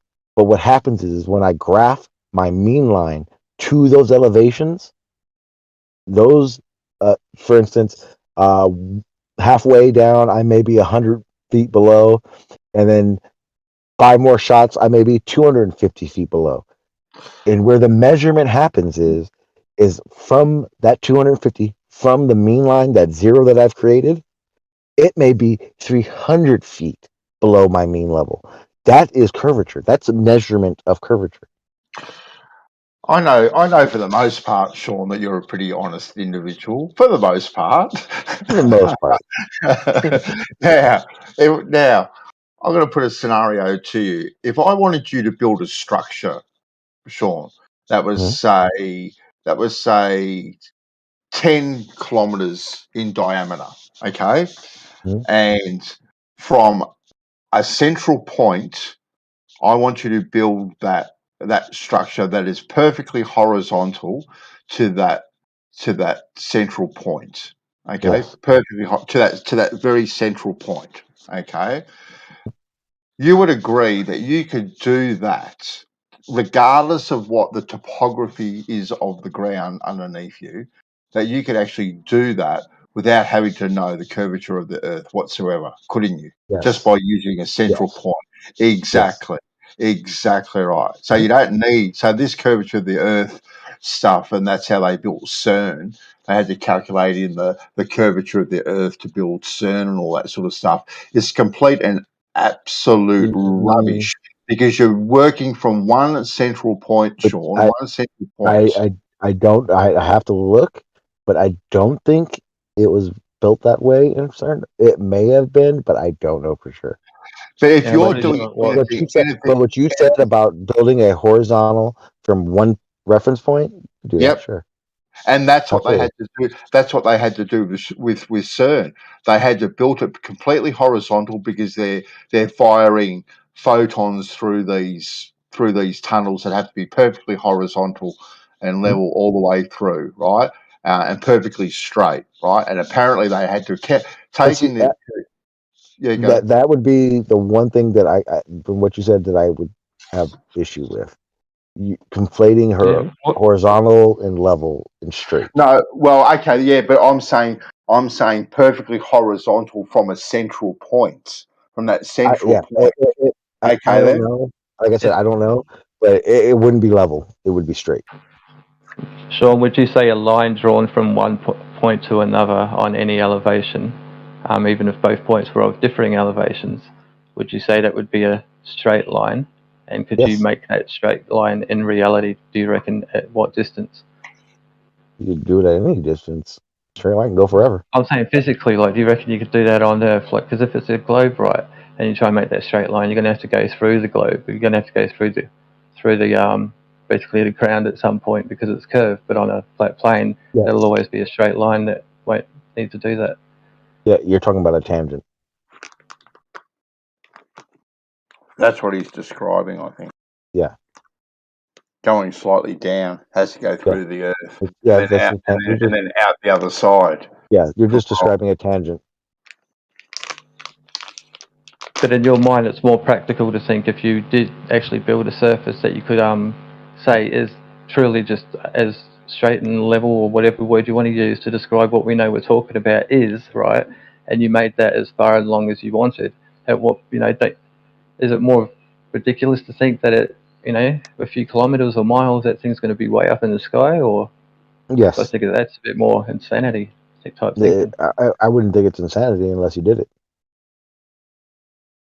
Assuming, I understand, unless you did it, I would say assuming is more insane than assuming that it can that is how it would work. I can tell you, even on your on Bansal, your example with the 10 kilometer, it would be the same thing would happen. At the very end, it'd be way up in the sky. Why is that? I'm saying as long as you can make sure it is what you want it to be. Because Bansal said straight, flat, right? Horizontal from one reference point. Horizontal from the central point. Yeah. Then at 10 miles at the very end, it would be way up in the air. That's a better example would be if you started at say 10 feet and did 10 kilometer pad, completely horizontal from that one reference frame. That the end of that platform would be 300 feet in the air, just throwing a number out there.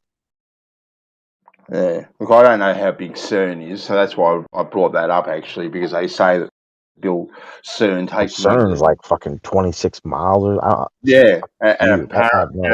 and that is perfectly. It has to be perfectly straight. Yes, right. with no deviation. It doesn't curve with the curvature of Earth. It has to be perfectly straight, so they can fire those photons through those tubes and smash them. Right. That's how it has to be. Right. And one of the arguments is that they had to take in the curvature of the Earth to build that thing perfectly horizontal. Right. And my argument is you don't have to do that at all. If you're working from one central point, right, which is what they would have done with CERN, working from a central point and work out from that. That's all you need. You only need that initial datum point, that initial first point. I think because it needs to be straight, not level. We're talking straight. I think because of that, the main issue with needing to worry about geodetics would be the fact that you don't want one end to be 10 feet below ground while the other end 75 feet below the ground. So I think exactly. So if any point of the curvature they needed would just to be to know how deep it needs to be for that not to be an issue. But you don't need to know the curvature, because if you're doing your surveying to start off with, if you build it high enough, right, all you got to do is know how big those stilts have to be at any one particular point to lay it on. The curvature of the Earth do the same thing. Come into it. Yeah, it would if you were that as big as CERN. It's the same thing. It's the same thing. Just imagine instead of being above, you're putting it into the ground. Well, the stilts would be upside down, and you want it to be. You want to not have to worry about it peaking that surface. Yeah, that's why they're doing it in sections that they can handle, not sections that they can't handle. And that's why what I am imagining, Sean, from that one central point, you're taking hundreds of thousands of measurements for all your earthworks to take place, and 10 kilometres down the road, that trench has to be 300 feet deep. Right, it's got nothing to do. It's got nothing to do with the curvature of the Earth. It's got to do with that central datum point that you're starting off with, because everything has to marry up to that central datum point. I just got a good scenario in my head. Imagine doing it this way. Imagine getting a hula hoop, and them saying we need this to be buried completely underground. Yep. So at that point, what you would need to do is you would need to survey that slope and figure out what area you would have to be able to fit that whole hula hoop into the slope. And then you have to figure out how deep it needs to go for it to be able to be flat and not poke out of that slope. Yeah. And in that situation, I think the slope is the curvature. Elevation changes. No, you measure elevation changes. That's all you do. You don't need to do anything. Again, you're in the ground now. Elevation is not the same concept. Not the same. But you still make things the area. You find the lowest area in the area, and that's going to be your. Otherwise, you're going to fill the area, the volume of the area. So you're going to need to know how much you're filling it with. Yeah, and in that situation, if there's curvature, it would matter. But they're not even bothered about that. They're just doing elevation. It's all about the elevation. It's not just elevation, because of the size of it. Like I said, if you put that hula hoop into the side of that slope, you have to understand how deep you have to go to make sure that one side doesn't poke out of that slope. Yeah, that's why you go to the lowest elevation, bro. Yeah, okay. But when you're talking now, they're underground. So when you're saying elevation, it's subgrade. It's subgrade, and at that point, the only thing that would matter is how deep do we need to be for this hula hoop not to stick out the side of the Earth. And then I'm sorry. Yeah. So if the elevation, if you don't want to go to the deepest elevation, you got to know how much volume you need to fill in the area. Not filling in, you're taking out. There's a difference. I'm just saying, otherwise, just go to the lowest elevation and dig it all out and then drop it in there. That's what. But it doesn't. It wouldn't work that way. Well, you go to elevation. If it was completely flat, then you're right. Then all they would have to do is just figure out how deep they want it and just start tunneling. In this situation, if it was a globe, it would wouldn't make be how deep they want it. They would even have to dig it on an angle to make it conform with their flat surface they put on a curved surface. Otherwise, just dig out the surface and it's going to flatten out anyway. You go to the lowest elevation and then make it level from there with your tools and shit like that, and water. The whole thing's underground, and it's cheaper to tunnel than it is to fill.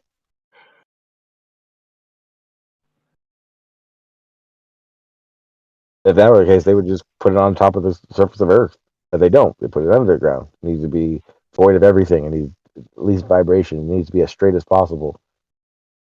And if there was this slope, and when I say slope, I mean curvature, then those things would have to be taken into account. The depth would absolutely matter to that.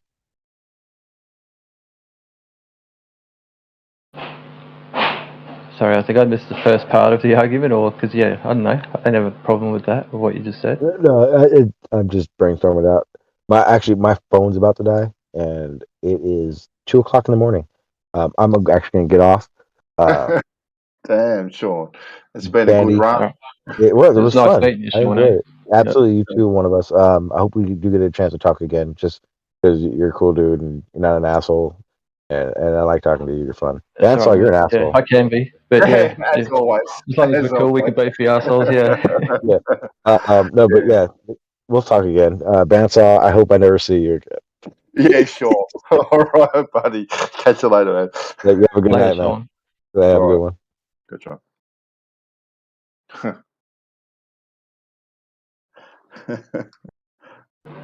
Yeah, he's definitely one of the good ones. That one, eh?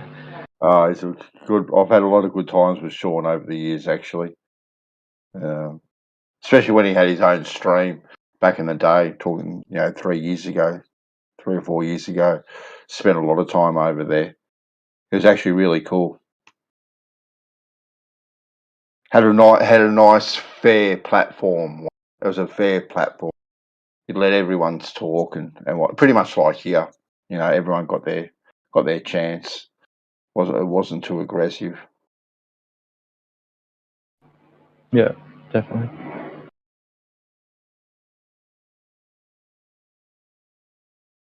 That's Geo's server, eh? Like since I met him, he's always been a pretty neutral sort of guy, eh? Yeah. Easy to talk to. Yeah. It's more fruitful having conversations, and you don't have to agree at the end of the day. Like plenty of us don't agree, but you got to do that with some sort of civility.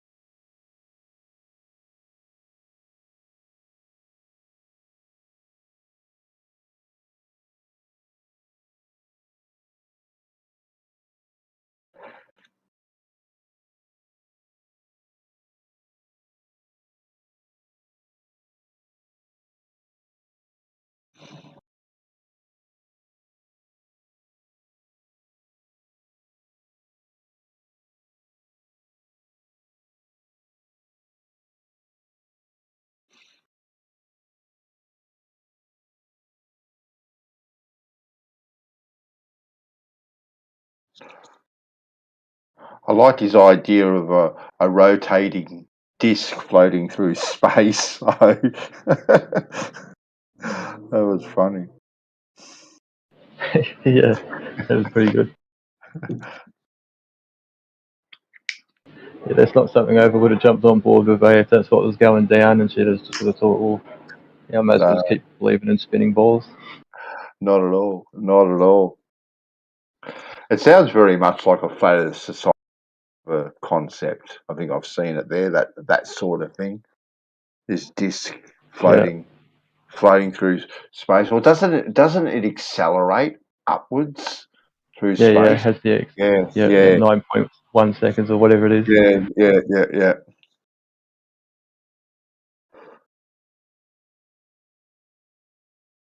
As all the dinosaurs. People would be saying, why don't we feel that? And we'd be like, oh.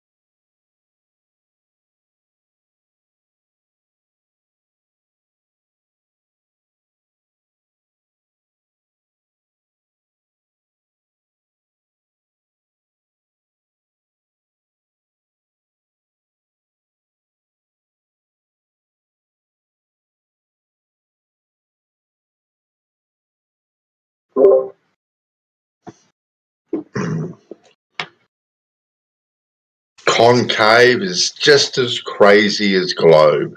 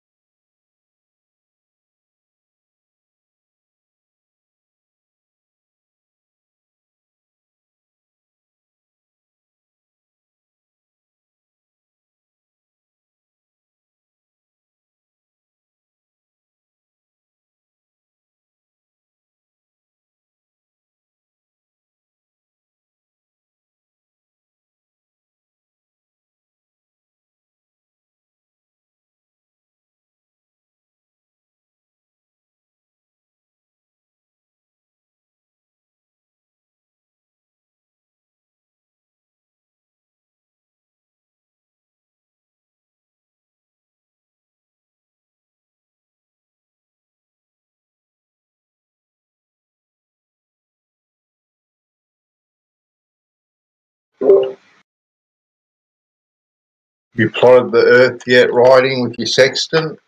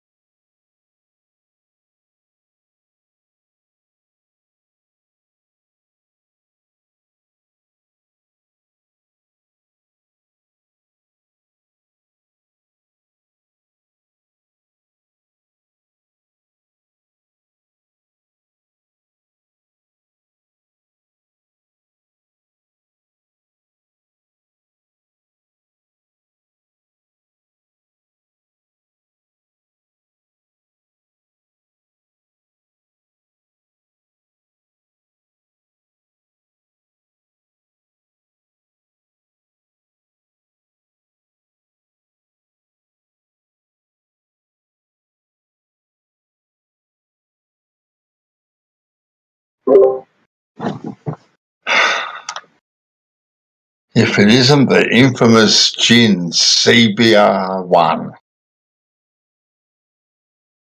Well. Look who it ain't. There we What go. brings you into this realm? What brings you around here? I was born in this realm, Gin. Born in this realm. Yeah. Yes, we all were, sir. So, Bansor, what do you think about this? We're going back to 1963, November 22nd, Dealey Plaza. JFK's been assassinated, yeah? Mm-hmm. And the pathologists had never ever done an autopsy on gunshot wounds in their entire career. And they're the ones that are in charge of doing the autopsy at first. Yep. What do you think about that? What do I think that they'd never done this before? To be put into that position for such an important person that was assassinated, the Prime Minister, the President of the United States at the time. Well, to put such inexperienced people to be in charge of the autopsy. Inexperienced. They've never done it in their lives. I've never heard of that, Gin. Oh, yeah. And it does raise an eyebrow when you do hear it. If I'm being honest, you would hope with because the President of the United States is basically considered one of the most important people in the world, right? Yes. And Americans are likening him to be the most powerful man in the world. Yes. What a shame that is. And you would think that you would be using the best of the best to analyse any piece of evidence. That's what I would assume. I've assumed that took place. I know there's many conspiracies about his assassination with what was his name? Harvey. Lee Harvey Oswald. That's the one. Whether or not it was him or if he was just a patsy, a fall guy, to cover up for perhaps other shadow agencies taking out the president. Because at the time too, you got to remember, this is a man too that promised us to go to the moon, didn't want us in wars, all this sort of stuff. So he himself was surrounded by some form of controversy with his views. He didn't like war at all, and he was in the middle of returning the men from the American soldiers from Vietnam. He was trying to leave the Vietnamese to fight their own war. That was what his attitude was. It's their war. We can't fight their war for them. Let them find their own way. We should return because we're just losing lives, apparently. Yeah. And I think there's a lot of evidence to show that the American industrial military complex has a lot of pull in Congress, right? Absolutely. A lot of pull, right? And that shouldn't be the case, in my opinion, right? The military has no place in a House of the People's Representatives. They should be removed. The military are there to serve the people, right? The military isn't there to dictate to the people what should and should not be. So yeah, there's always been a lot of controversy, surrounding JFK, but it does, like I said, it does raise an eyebrow with me at what you've just said, that they've basically got, the local person on the local corner to carry out the investigations. The autopsy, not one of them had any experience with gunshot wounds in their entire career to the point. And these were old as well. So they weren't young when they were doing this, right? These two characters. Unbelievable. Yeah. Yeah. Look, and look, I think it's now that truth. Are we ever going to know the truth about what happened, Jin? I mean, they're not going to tell us, but we can deduce that for ourselves. There's enough evidence out there now that we know that it wasn't one particular group that was, it's several people or groups had a reason to have him assassinated. The rich, the military, because they want to keep on fighting their wars. Yeah. Mm-hmm. Yeah. The Bay of Peace fiasco that Kennedy did not support, so he didn't send any supporting military for that event, resulting in a disaster for those who planned it within his government, being the CIA and the like. Yeah. So yeah, there were a number of people who wanted him out of the way. Yeah, you raise a good point, Lee Harvey Oswald. Question there, a question that's often raised. How did the police get the description of Lee Harvey Oswald out so quickly? How did they know it was him? Because the description was out before they actually got him, No one saw him, but yet the description was out there. No witness saw Lee Harvey Oswald, what clothes he had on or anything, but yet a full description was out on the streets and they were looking for him.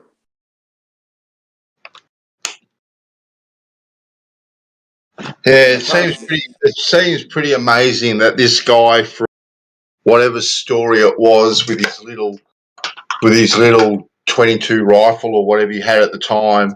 Yeah, they call it the friendly rifle. Yeah, was able humanitarian rifle or something like that. The nickname was coined because it was absolutely useless as a sniper weapon. Yeah, and he was able to, with absolute precision, hit a moving target from whatever distance it was supposed to be, and basically get him. It does seem a little bit far-fetched.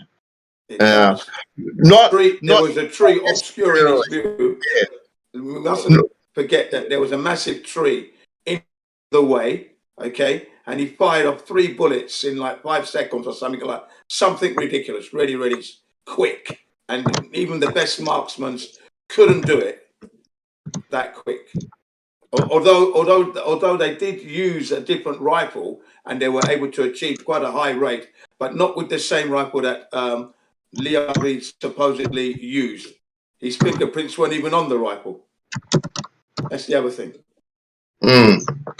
And when you look at the material, the documents, you get 2 images of 2 different rifles as well. So you see in one photograph they're showing a rifle and the guy's got it up above his head walking out, and then later on in the investigation that rifle changes to another one. Yeah. It's still made by a German company or whatever, but it's not very good. That they're changing weapons mid-drift during the investigation. So that's something that raises an eyebrow. Now, I'm not going to say it's absolutely impossible, right? But to me, it's out of the law of probability, if that makes sense. Yes, if you look at Lee Harvey Oswald, he had no reason to kill Kennedy. He didn't hate Kennedy. He had no anger towards the man. He liked the man, apparently. So why would he want to take him out, Lee Harvey Oswald? What was his motivation? Yeah.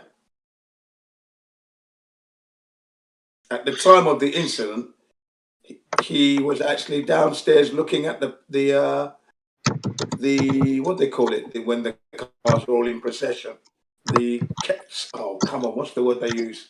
When the cars are all in procession, they're moving along. Something Cade. You know the expression I'm looking for? Oh, bloody hell. Like convoy is one, but it's it has another name.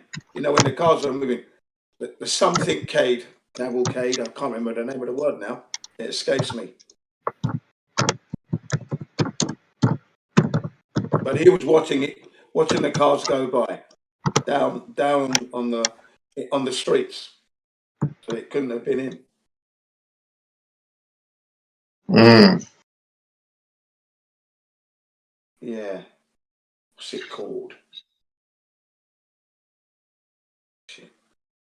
How can I forget that? I forgot that word now. I think it's like that a when cascade or something like that. A cascade or something. No. It's when the cars are all. Thank you very much. It's when all the cars are in procession, right? They're in line. Like a convoy. Yeah. A convoy. Yeah, convoy is one, but in this case, it's not convoy. It's another word they use. The Americans use another term. And they changed it apparently, like the car that was supposed to be in a particular position sort of fell back, and the guard that was That's right. supposed They to be moved like all the Secret Service servicemen to the car behind, leaving Kennedy exposed. Yeah. Exactly. And one of the guys, you can see his arms were up. What are you doing, man? I mean, what's going on? You know? That's it. Yeah. And you can understand why that would be weird, because they're very specific and fanatical about their kind of security, the way they have it. Like that would be a silly thing to be doing, you would think, and that's in a situation where the president's out in the open, and yet you let guards sort of fall back. Why wouldn't they be right beside him, where they always are in every other instance? Like, they don't even need to be; they're right beside him, always beside him. That is an absolutely fantastic point, because they said when the car is moving that slow, you pour on security. You pour it on. You don't remove it, is what was said. All right? So you would be right there. So when they were asked to move back to the vehicles back in the, I can't find that word yet, but it's coming, right? One of them really put his hands up in disgust. What's going on? You know, why? I don't understand. You know? Because they had to expose Kennedy for the shots that were coming very shortly round the bend.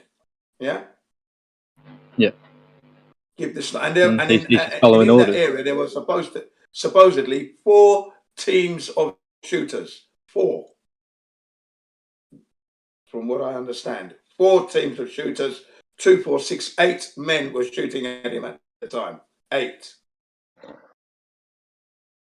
Isn't that amazing?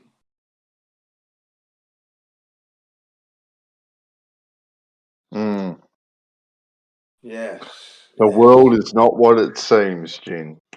Most certainly not. Not back in 1963 anyway. That was a fucking eye-opener. I would have been, I just had my birthday then. So I was 2 years old.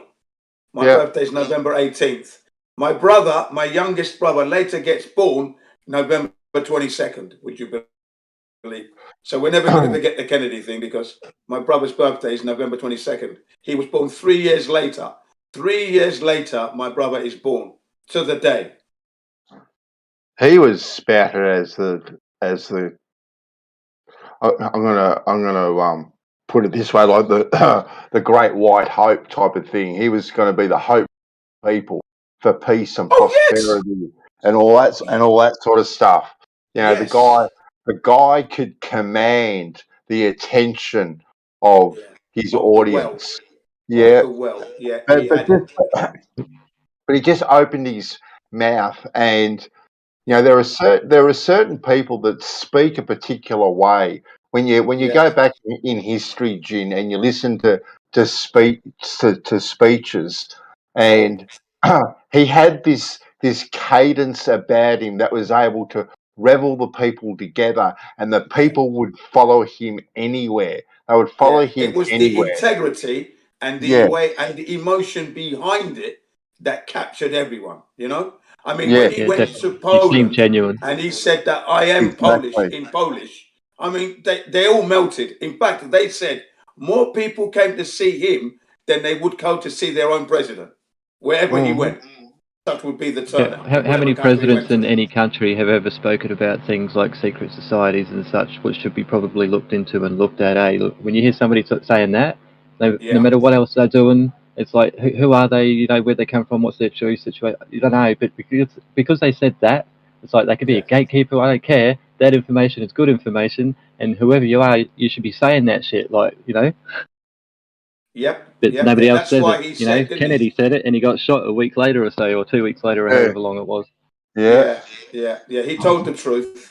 That's another reason why he was pumped up. But he was saying that the media had the responsibility to lay down the truth to the readers and that, so they can make an informed choice. And he said that, you know, he was asking and calling for the media's help in trying to get this problem solved, because he knew that there was people within his government that had a death wish of some kind. He says. Jen, have you heard the idea? Advocating for truth. Have you heard the idea that he actually wasn't killed at all? The whole thing was a psyop. Yeah, I've heard that crazy thing, and Jimmy Carter's bloody JFK. I mean, wow. Who knows? It's crazy if it is. You know. Yeah, with these people, you just never know. The Jimmy Carter being JFK is a little bit of a separate idea, although I know what you mean. If he wasn't killed, there is that idea. But I'm just talking about the basic idea that, you know, a president, a guy who's involved in all their secret societies, he's part of their royalty, was not actually killed, and that it was really just a media, you know, psyop type thing to control people and to cause this devastation, and that he just wasn't even shot at all. Well, let's not forget, like his brother was also assassinated, right? You know, so I mean, come on, man. No. I don't believe he was part of the secret society. Well, said to not be Kennedy. assassinated, I don't think he was. I wouldn't put it because past his these dad, people, Jinxie. Yeah, his father was, came from partially criminal means to make his money. But I mean, I'm not calling him a criminal. You know, when they had that prohibition thing, his dad was making money underhand, you know, through alcohol and that, and then he managed to shift his stock and money. And you know, when the economy died, he seemed to like rise above the top with good inside knowledge. So you know, as far as I'm concerned, I don't think he was part of the secret society. I don't think he was a member of them. I don't think the Kennedys were part of that, although they were there, you know, working. I felt that they had sincerity for the public. I really did believe that he wanted to be the the president for the people, and make sure that the country was moving in a positive way, both with its racial discrimination going on and the poverty, you know, and the rich getting richer. He wanted to balance all that. I felt he was working towards that. Do you not, Joe? Do you not? I felt he was like genuine and all, definitely, man. Like, but I definitely don't. I definitely don't disregard that there can be other circumstances happening. Like these people that I think are running shit. I just think the way they do things sometimes, it just shows you that you just got no clue sometimes, because there's things that are just so obvious that only when seen and all, and you just think, why would they do it like that? Why? Yeah. Because surely they know that once that's seen, it can't be unseen, and surely, you know, if it's way out in the open like that, and people are going to be saying, "Hey, look at this" and stuff, surely more people would be like, "Oh, hey, yeah, I can see it now." But it seems that's not the case, is it? Because they know that most people just don't see it, because it's only particular people that can see things for what they are in these regards and all. But people like Kennedy and that, everyone in these circles doesn't have to be an evil person just because they're in the circle of people that are doing things that are allowing such things as evil to happen, so to speak, right? Yeah. I see what you mean, because it was said that even though he was moving around with those people, he tried to have him and his brothers wanted this clean image that we're not part of that. My dad's generation of criminals and all that gangster stuff. We are actually really trying to bring integrity to the presidentship, and we want to, you know, do things above board. That's for sure, you know. So he had to trick them. He had to pretend to be with them, you know, in a way. Yeah. In order to try and get those people will always fail. That person will never win against these people, will they? They'll always get shot and such. That's what I think. I don't think it's a thing that we can ever truly. We need to learn how to sort of accept it. As far he as we need accepted to. the role. He took the role. Yeah. That's why you knew he was genuine, because he knew exactly what it was around him, and he knew his life was in danger. But I'm the president of the United States. Why should I be backing down? This is an important That's why I think role. he was ballsy, because of what he said. He said what he said, and I think that's ballsy in that situation, because we can all say that shit where we are. Nothing's going to happen to us. We're just tinfoil hat people to these people. Yeah. But someone in that position, when you say that shit, you're playing with fire. Yeah, definitely playing with fire. And that's why you got to stand up. Because at the end of the day, if he was prepared to lose his life for the public should have stood up and had that revolution. But the public was naive at the time. Yeah? You know, you could see the naivety in their faces. Not only in America, but across the world. And I tell you where I got that sense of feeling that everyone was naive is when you look at the faces of the people looking at the rocket going to the moon, and that's across the world, because they showed you Japan, Russia, and in China, and everyone's faces as they looked up at the rocket. The ordinary people on the streets, looking at the rocket going up. Obviously, they're looking at it on TV screens and whatever, but you could see the innocence and the naivety in the faces of the people of the world at that time. You know? Yeah, and we think times have changed. Hey. Yeah, right. You see, But no, it's all written. still The human being has a what's the word I'm looking for? Has a has a disposition that the truth will always be seen. Doesn't matter. You can't hide it. You know? Yeah. You can't hide it. Yeah. Yeah. You can sort of deter people from caring enough to do so. You can sort of convince them into that sort of point of view and all, but yeah, you can't actually hide the truth itself if it is what people want to know, if they seek it. Yeah.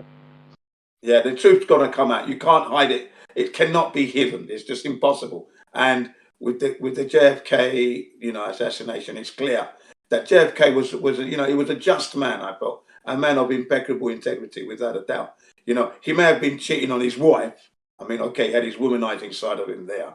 That was something. That was the only thing that I could complain about him in my case. That's what I didn't like. That he did that to Jackie and the kids. All right, you Wally. But regarding the rest of the presidentship, he was trying to do a just job proper, and he was working, like Bansaw said, he was working to try and get the civil rights thing sorted out. He was working his way through. Some black people feel that he wasn't moving fast enough, but what I say that you have to remember the position that he's in. He was working towards it, and Robert was working towards it, and in the end, the least person you'd think to see it through would be the Lyndon Johnson. Now he helped to really usher it through in the end, the Wally that he was. But he did. That would be one of his lasting legacies, I would have to say. Lyndon Johnson, the man, I don't like him at all, but there you go. He helped to usher it through as well, because black people were totally under the thick of it. I mean, we're still being shot today. It still hasn't sorted itself out completely. Hasn't died off yet. Still there. This racism and anti-black sentiment within certain organizations and whatever, it's still there. We're being shot on the streets. You're going for a jog, you look like you've robbed somebody. Can you got any ID? Of course, you're not going to want to give me ID. Mind your own business. You have a little rumble tumble, and then suddenly, boom, you're shot. You're dead on the ground. Fuck. You only went for a jog, maintaining your health. There you go. One woman's driving. Yeah. Healthiest man alive back in the 80s died. Never took drugs, never did anything wrong, and always exercised. Whereas people that have smoked cigarettes all their lives have been living till the 90s and shit. You just never know when it comes to death, eh? Yeah. You just never know. That's right. Very true. You just never know. So it was surprising that they would put such inexperienced men in that position to do the autopsy, and they didn't know what to do. They totally fucked it up completely.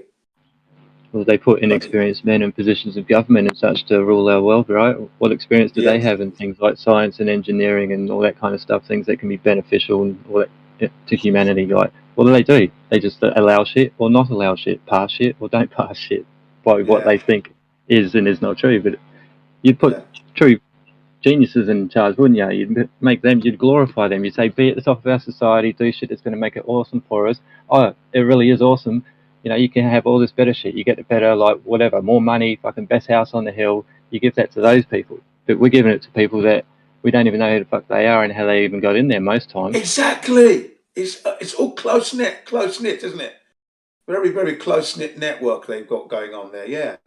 Another thing that you may not be being aware of, here in Japan, at the time Kennedy was president, Japan had signed a document that they wouldn't, their constitution states that they cannot shoot they can't go out warring with other people around the world. So it's defense only. They had a defense force. They didn't really have a military. and America had bases all across across Japan. Kennedy wanted to remove all that, and in 1964 he was planning to do that very thing. To arrive in Japan, he had already sent his brother to announce his coming to Japan. Okay, and there were 4 reasons. One was to remove all the military bases in Japan to return them back to the US. Second was to introduce a schools exchange program, university exchange program, whereby Americans can come to Japan and go to Japan and learn English and Japanese, learn Japanese and the Japanese culture. And then the Japanese could go to America and learn the American culture and English and everything else. He wanted to establish that. Then he wanted to establish business and commerce, of course. And also, what was the 4th one? Business and commerce, culture exchange. That was it. Yeah, those were the 4 themes that he was planning to start up and establish between America, the world, and Japan, because he noticed that the Japanese at that time, after being nuked twice, they weren't really traveling the world that much. The average citizen. You know, because if you looked in London, right, you could very well say we had Chinese student kids in our class, Greeks, Italians, French, Dutch, yeah, but we didn't have any Japanese. So the Japanese people weren't moving around. I think Kennedy was trying to extend a hand of friendship without costing any money, in that the military has to return. Japan is a sovereign country, wanted to be a good friend, you know, because remember, the Japanese actually shot his boat where he almost drowned, by the way, in that war. And he still wanted to be their friend. He wasn't racist against the Japanese for 1 second. Not one racist bone he had. That was his plan, but he wasn't able to fulfill that. Had he done that, I think we would have more Japanese moving around the world. And there'd be more foreigners in Japan, much, much more than there is now. Yeah, he was trying to open Japan up to the world, is what I'm trying to say. But that didn't happen, unfortunately. That was a sad one, because he didn't make it. 1964, the plan was to arrive in Japan. So very, very soon he was coming out to stop this. You're not allowed to do anything until somebody puts a price tag on it. Eh? Just wait for us to put a price tag on it, and then you can start doing shit. Until then, no matter who you are, you're not allowed to do anything. Yeah, that's right. Yeah. So unfortunately, that plan didn't work. Yeah, and ever since then, I've said to the Japanese culture. I think that Japanese are very inventive race, and just very, sort of chill, sort of polite sort of race and all. I like their food. Oh yeah, they're very well mannered, very reserved, very respectful, very honourable. Yes, and simple, very simple. Yeah. In a pure way. Yeah. Sometimes you see a lot of naivety as well, though. Even my brother said it. They're very nice. I said, yes, they are. But that's a quality. It shouldn't be a bad thing, but it shouldn't be a bad thing to be naive. Like, that's correct. We should be naive. I see that as a quality myself. Yeah. Because it's purest of heart. That's what I see there. Then that's the key. And people take advantage of that. You see. Yeah, exactly. Yeah. Take advantage. That's why you can't be naive. Yeah, but it's a shame, because we shouldn't have to think of one another as, can I trust this person? Like, without a real intentions. Now, my English school, right? I'm the only English school in Japan, and they've said it that refunds money. So if the students can't come because they've caught a cold and they're sick, then I don't want to make money off of their illness. So I return every yen. I don't make any money when they don't come, and that goes for the adult students as well. If they're working because they have to work overtime and they can't make it to the lesson, says okay, as long as you phone me, you get a refund, 100%. So there's my integrity on the table. Do you know what I mean? As the respect they give me, I return it back. You see, that's how I've been. Yeah. 22 years now. So I'm not ripping them off as such. Yeah. What you eat and you get what you give. Yeah. And the parents were asking me that right at the very beginning, or the adults. Like, why do you do that? I said, well, I mean, it's like you're being taxed. I don't want to be taxed because I can't make it to a lesson. Of course, I want my money back. You know what I mean? So obviously you get your money back if you don't make it. No problem, because you didn't have a lesson. I said, yeah, oh, thank you very much. They don't do that in Japan, he said. I said, yeah, in England, if you go to the hospital, the National Health Hospital, and you have to go by taxi or by bus, you get that money back. Really? I said, yeah, that's what they do, yeah. The National Health in England. You know, that's the refund thing is quite common in England, the refunds. As long as you got your receipt and things, you will get a refund. So yeah, they were surprised. It did surprise them. And they said, oh, okay. And then suddenly, you know, when I first started the school, you know, the word of mouth traveled.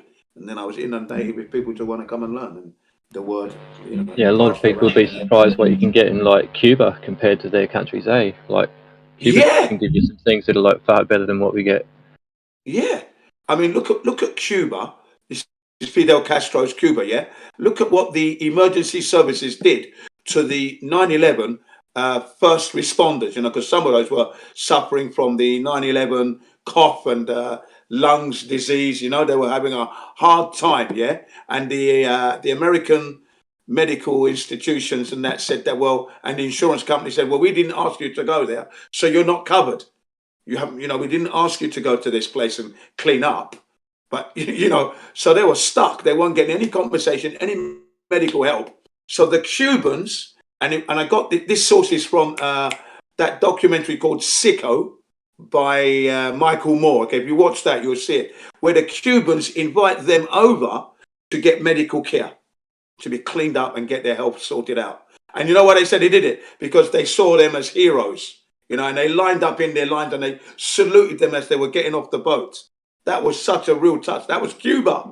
Okay. And then one of the women who was spending $130 for a nebulizer, you know, the nebulizer when you've got asthma and you put it in, you go, and you pump it. Do you know what I mean? I know the thing you mean. I don't know the word, but. Yeah, I think it's called a nebulizer or respirator, whatever it's called. Yeah. Oh, yeah. Nebulizer sounds. Right. Yeah, that's it. Yeah. And it sprays. Yeah, and it expands the lungs in it. Yeah. Now that was costing her, I think, $130. She got to Cuba and it was like $5 a pop. She broke down. She just that broke. That was the straw that broke the camel's back. She just broke down because up until that time, she was struggling because with that kind of money, you got kids, husband's not working, he's lost his job. You don't know what to do with them. You can't decide. Is it my health and they starve, or do I starve? Do they eat and I'm falling ill? You know, struggling to keep going. And when she found out that it was only $5 a pop, she couldn't believe how her country could be justifying the price of $130. Do you know what I mean? Yeah, exactly. Yeah, broke down and cried. So Cuba, yeah, they're very good. They treated people. They live quite well. Their medical health system is like very, very high standard. Yeah, I don't like the standard of allowing a country's dollar to be worth far more than another country's dollar, so much so that you can just go in there and use your dollar to basically rape the country of its resources and shit however you want if you've got enough dollars. Yeah, I don't think that's not correct, eh? There's something really just wrong with that. That does create a system where things get like corrected though, right? If stuff's really cheap there, labor gets really cheap and that kind of can work for people locally. Whereas like one of the criticisms of the common currency of the euro is that once Greece started to tank, because it didn't have the drachma anymore, it just got worse and worse. They were still trying to buy things in euros. Yeah, I reckon. Yeah, as long as you make sure that it's all taken care of in that sense, where it's not actually being used in a way that you can profit majorly from taking advantage of that situation, then sure, that's fine. But I don't think that's really so much happening in a lot of countries. I reckon their dollar's just devalued because of the system, like the currency system that's in place in these countries and taking hold of the whole world in a fucking net system, like it's all just one system. Yeah, it's creating these differences between these other places in which they're taking advantage of by doing so. Well, you look at countries. It's definitely all by design to benefit the US and those who are in control. Yeah. Yeah. And you look at countries that have tried to get from underneath the stronghold of the greenback. They have had repercussions, you know, to their leaders being assassinated, to their countries being invaded, when they've tried to get out from underneath the great greenback and tried to have their own currency or trade in a different currency, America won't have a bar of it. They want to be the stronghold. They want to be the world currency. Yeah, that's right. A case in point there would be Hugo Chavez, who rose through the military to be the leader of his country, but he was a man of, again, impeccable integrity, okay, because he would be seen with his red shirt and beret, with his desk in the middle of, on the pavement, so that people could see him actually working. That's what I liked about him. And the money was being funneled into the people. The people were getting better education, were getting better health. And he was also uniting the South American countries, Venezuela, Bolivia, Brazil. They were all coming under one kind of unity. And their main currency was going to be oil. They were going to rival OPEC or maybe even surpass OPEC. So then he goes off to some kind of meeting in the US, which was his first mistake. They poisoned him. He died of cancer shortly after that. Shortly after that meeting, he's dead. And now the country is running rack to ruin now. Total the opposite of what he did for the country. Hugo Chavez, I did like that man. He really did well for his country. Did well. Venezuela, he put them on the map, good and proper. Did a good job. He was charging America a whole lot of money for the oil, and America had the money. He knew that, and that was that.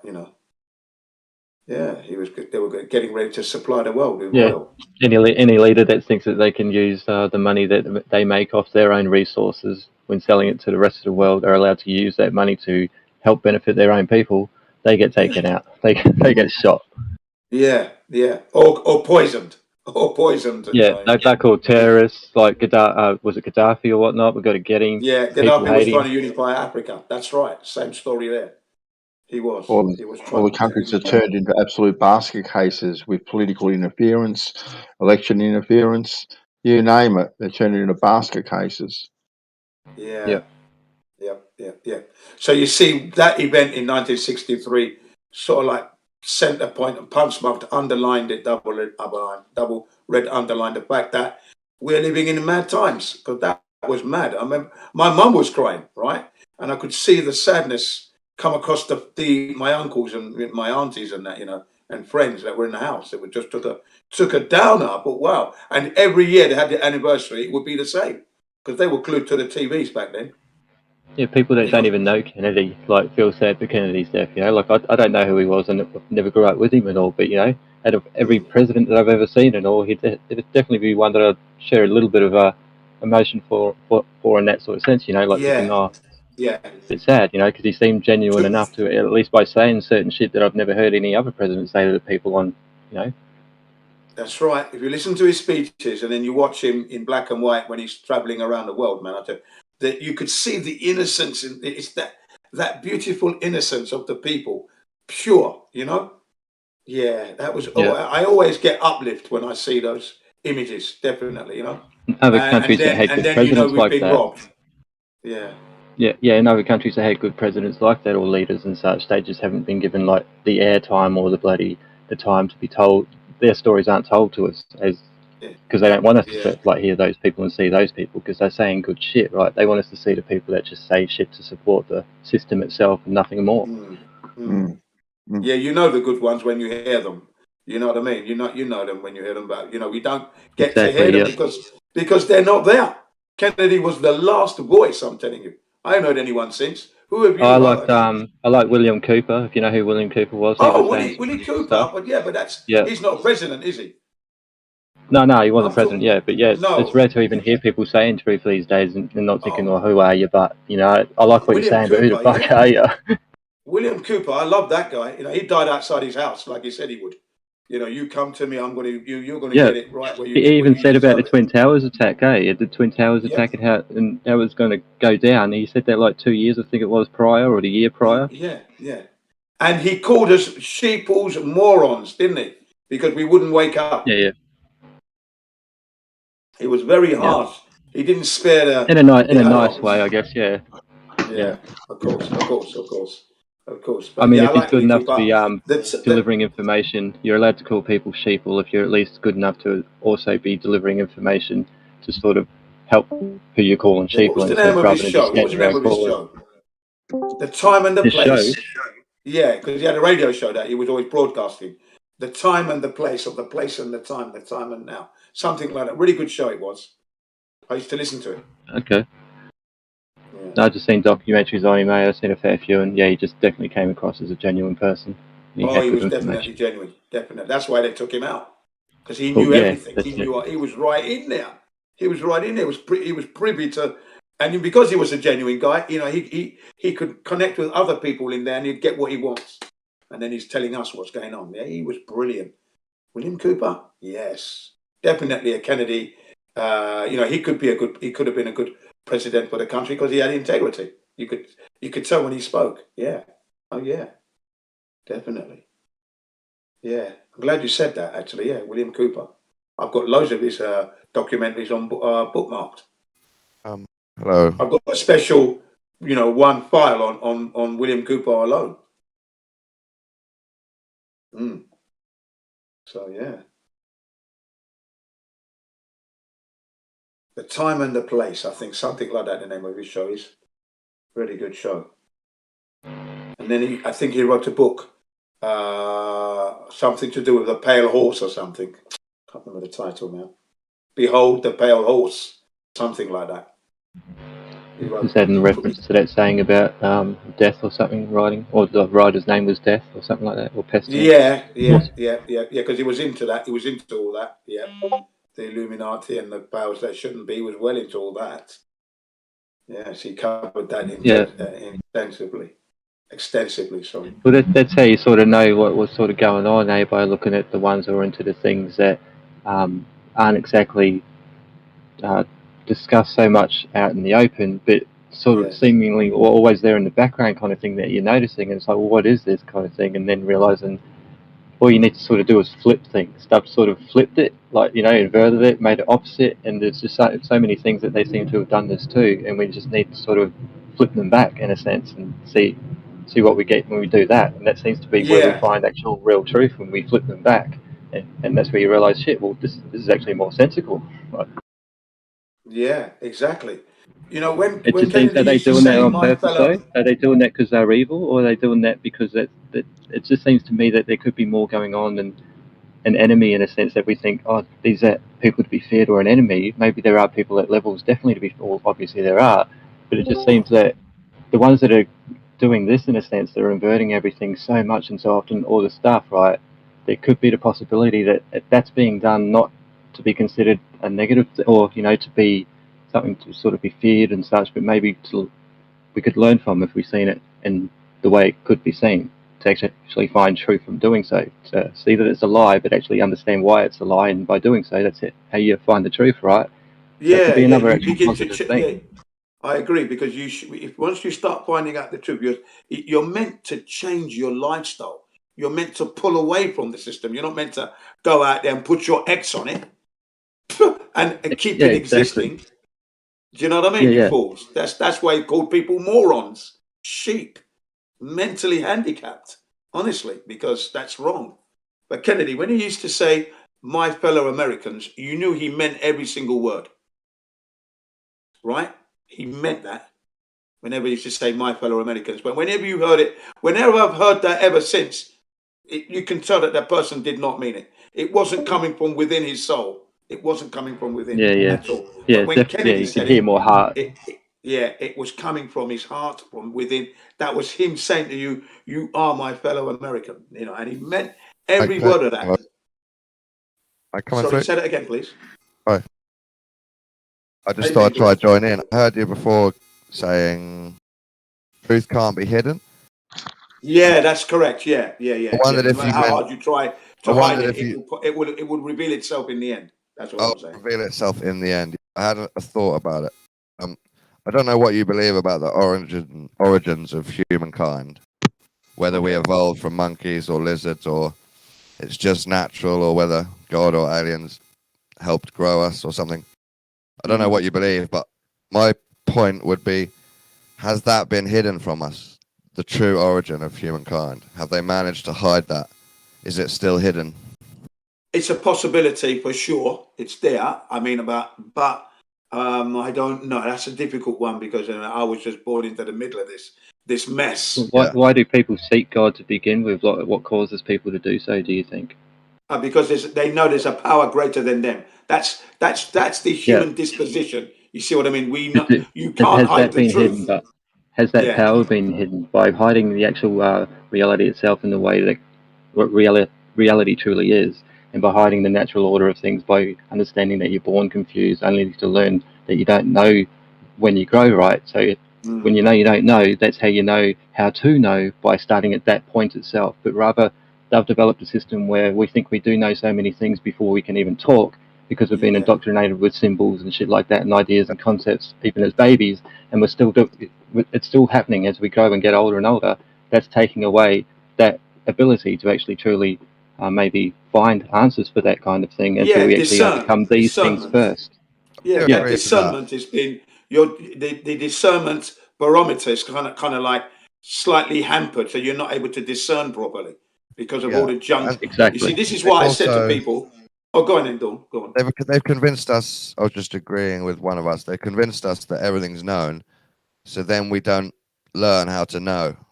We just accept. Yeah, because we're being told all the time. Yeah, exactly. That's why, for me, coming to the understanding that the earth is indeed flat took literally minutes, because one, I hadn't put nature below me.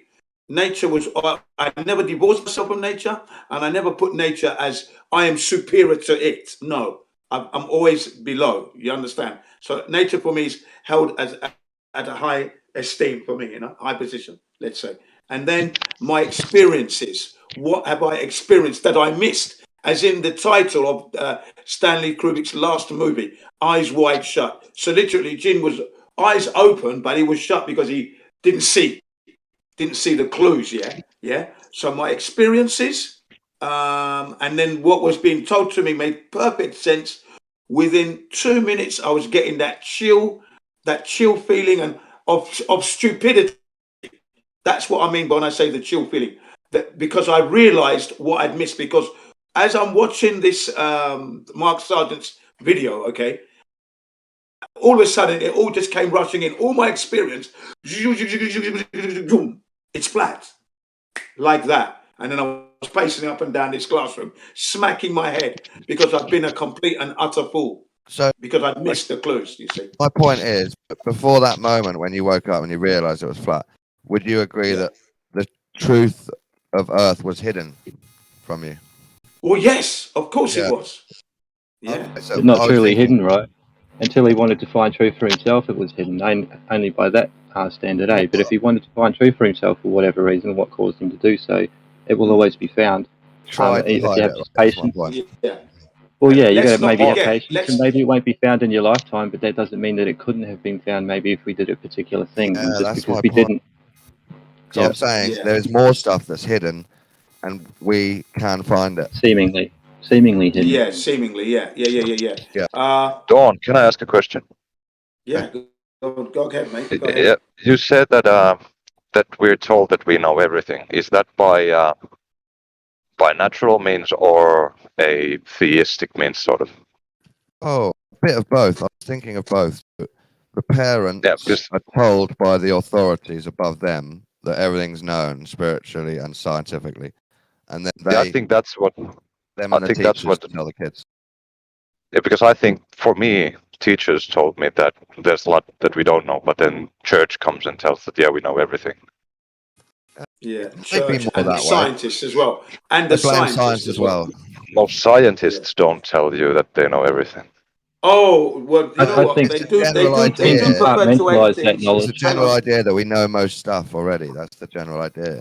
Yeah. I mean, they when they postulate that gravity is real when it's a theory, and you got people talking about gravity like it's a real thing in that fraternity, and people on the streets think gravity is real until you remind them that no, it's an unproven theory. Sir Isaac Newton didn't agree with the mass attracting mass, and it's been superseded. When you explain that to them, they're in like and they breakdown mode. So no, I know the a lot of scientists people go on like they know everything. Yeah, but and they the give theory. they postulate. lots of theories, but they postulate them as truths in But certain theories cases. are like, if you're talking about scientific theories, they're not like Yeah. No, they're not just scientific a theories. theory. Yeah, no, they're just theories. Gravity is just a theory. It's just a Yeah, so theory, it's yeah. germ theory of disease, but we know It's a that play it's on true. words. So Yeah, but it's a play on words, you see. That's the thing. It's a theory, and a theory is never the truth. It is not real until it's proven, and it's not been proven. So to use the word gravity and going on and perpetuating that onwards, that we're living on a spinning ball when there's no evidence for that, that is definitely wrong, isn't it? And that's what they do. They act I mean, all-knowing. to me, it seems that Gene is here knowing much more than others, and that's what Dawn said. That people tell you that they know everything. Well, you know, the thing about that is everything's a bit of a silly word to I'm use. 60 years old, so that's what I've experienced. And remember, I used to think that I used to believe that this earth was a ball. I used to believe that purely because I did not research it properly. I took my education that I learnt from elementary school, which was then reinforced through secondary school, then on through to college, and then also through the movies, through the news, through music, through artwork, posters. Yeah, it was reinforced all the way. The moon landings happened, of course. I was there for that. I watched that happen. So these things went a long way to convincing me that the earth was a ball, but I should have still looked into it, but I didn't. Not until 2015. And it was offered up in There's 2014. a different level I of totally standard between dismissed knowing it. how to draw a circle and why you think you know the Earth's a ball agency. Like, you realise that you thought the Earth was a ball by the same standard as you know how to draw a circle, eh? But that's just not true, eh? You know how to draw a circle because you've experienced it. That's what you've done. You know that experientially, verifiably, repeatedly, independently, all that stuff, right? None of that's known about the globe model. None of that is known about the globe model. We don't experience it. We don't see it. We don't feel it. And our senses will do that. So I was distracted, you see, distracted. So, you know, and I'm glad that I'm awake to that fact, which has knocked down all the other lies that the government has told me. Now we have to hold the government to, you know, to the high standard now of integrity. You question everything that they do. Don't just take what they tell you as gospel. And in fact, you know, governments lie. So what I was trying to say earlier is this: if you were living by yourself in the environment and, you know, living in harmony with nature, you would know that the earth was flat. You'd know that. You'd come to that knowledge, you see.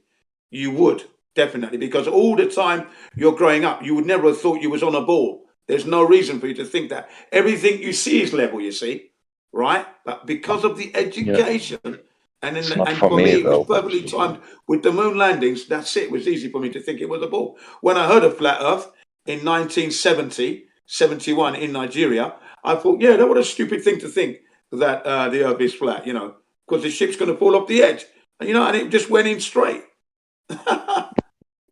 So when you traveled, you said some time ago that you traveled great like distances with ships. Yeah, Nigeria. Was it before you were a flat earther? Oh, well before I was a flat earther. I was Nigerian. I was a child. Sure, but you said that when you did that traveling, there was no curvature. So how did you justify that? How did you justify it back then? Because the horizon was dead level. It's the same image that I see today, the same leveled horizon. So there's no curvature there. Sure. No curvature so how whatsoever. did you? It was What was your? But seared hold in my on. memory. So how did you view it back then? Because back then you knew it was a globe. This is the thing about being eyes wide shut. So I've learned it's a globe, yeah, but I'm only seeing a straight horizon. But it didn't register to me. So even though I'm looking at the straight horizon, I'm still thinking it's a globe, and I'm not registering. So I did not make that connection. But the image of the horizon for 2 weeks being level, it never leaves me. I can never forget it, ever. But earlier you didn't say that the horizon was the reason. You said that you didn't feel no tilt and you weren't upside down. So how did you reconcile that? No, that would be after being a flat earther, after becoming a flat earther. That then I could ask that question, because because I'm waking up now, so I'm now connecting the dots. So yes, indeed, if the Earth was a ball, then if I travelled from England to New Zealand, let's say, I would have to be upside down, no doubt about it, because nature's law dictates that so you understood follow the curvature so you of the earth. understood the globe. Yeah. So before you were a flat earther, you understood the globe, and then you forgot the globe, and then just said, "I would be upside down." You see, I don't think anyone really understood hang the on a globe. second. I don't know where you're going with this, but I am the one that you heard speak that felt stupid, and I'm the first to say that I made mistakes. Clearly, my hand is well up. Both hands are up. Yes, I made a mistake because I did not do the research. You would have heard me say that I was lazy. I didn't even bother to do the research. I have said that many times. But before you were a flat earther, did you think that down is towards the center of the earth? Yes, of course. Yes, that's exactly what I thought. So okay, you thought that. So now that you're a flat earther, why did you change that? Because gravity is not a force, and it's not even if proven. it is relative density. Hang on a second. Why don't you let me speak before you speak? Because I think it goes better when you allow me to finish what I got to say, and then you can ask your question. Okay, do that, because if you're going to keep talking over me, I'm just going to say no comment. Okay, be careful. Ahead. Right, thank you. Now, the reason why I move away from that is because I understand that gravity doesn't go to the center of the core. We don't have a core. The Earth is not a spinning oblate spheroid in the vacuum of space. So there's no need to think that now. No need. Please carry on. Yeah, so if the Earth is a globe, there is a central point and there is gravity. The word there is if the Earth is a globe. The Earth isn't a globe, so there is no. He's realised now it's impossible. Since he just told you why he doesn't need to adhere to that stuff, because he doesn't know that stuff. None of us know that stuff because there's nothing to support that knowledge. But you're saying there is. Sure, but then how do you know? How do you know there's a bloody core and all that? Let's ask you that same question, yeah? Yes. Sure. What's your evidence, but please? he's saying that things would happen. He's saying that some things would happen on a globe, but then he's not using the globe to show that those things would happen on a globe. What things would happen on a globe, sir? Oh yeah, being upside down, correct. Yeah, that's the only thing I'm saying. Curved horizon line, I'd say. That would be curving as well. No, that's not. It wouldn't. That's it curves on the Z axis, but not the X axis or the Y axis, whatever it is. Only the Z axis. No. Come on, man. It's clear, So we can start with the gravity. Like if the Earth is a globe, like we've told, then down would not be to Australia or to outside of the Earth. It would be, because Australia is known as down under, you see. Australia is known as down under. That doesn't mean anything. It Japan means a whole lot. Hang on, Jesse, that's all right. It doesn't mean anything. Gravity never did mean anything in regards to the shape of the Earth. It never did, and it never does. So it can never actually be used to support such a thing. Because because Jim was told that it did. I've said that it was, man. That's what we've all been told. Don't tell me that you didn't believe that, or you probably still don't. Down under. I mean, This is just fundamentally It's been well known. Like Australia and New Zealand are down under. That tells you that there is a down and there is an America. under. And America is the new world. So are you saying that in the globe model they suddenly made a new continent because it's called the New World? Well, I mean, that's the arrogance of the immigrants who immigrated there to do that. But obviously, I don't buy into that at all. Of course not. We are old enough to discern what they mean by the New World. It was new to them when they got there, not necessarily New World. Also, in the globe model, say like Cold War and Hot War.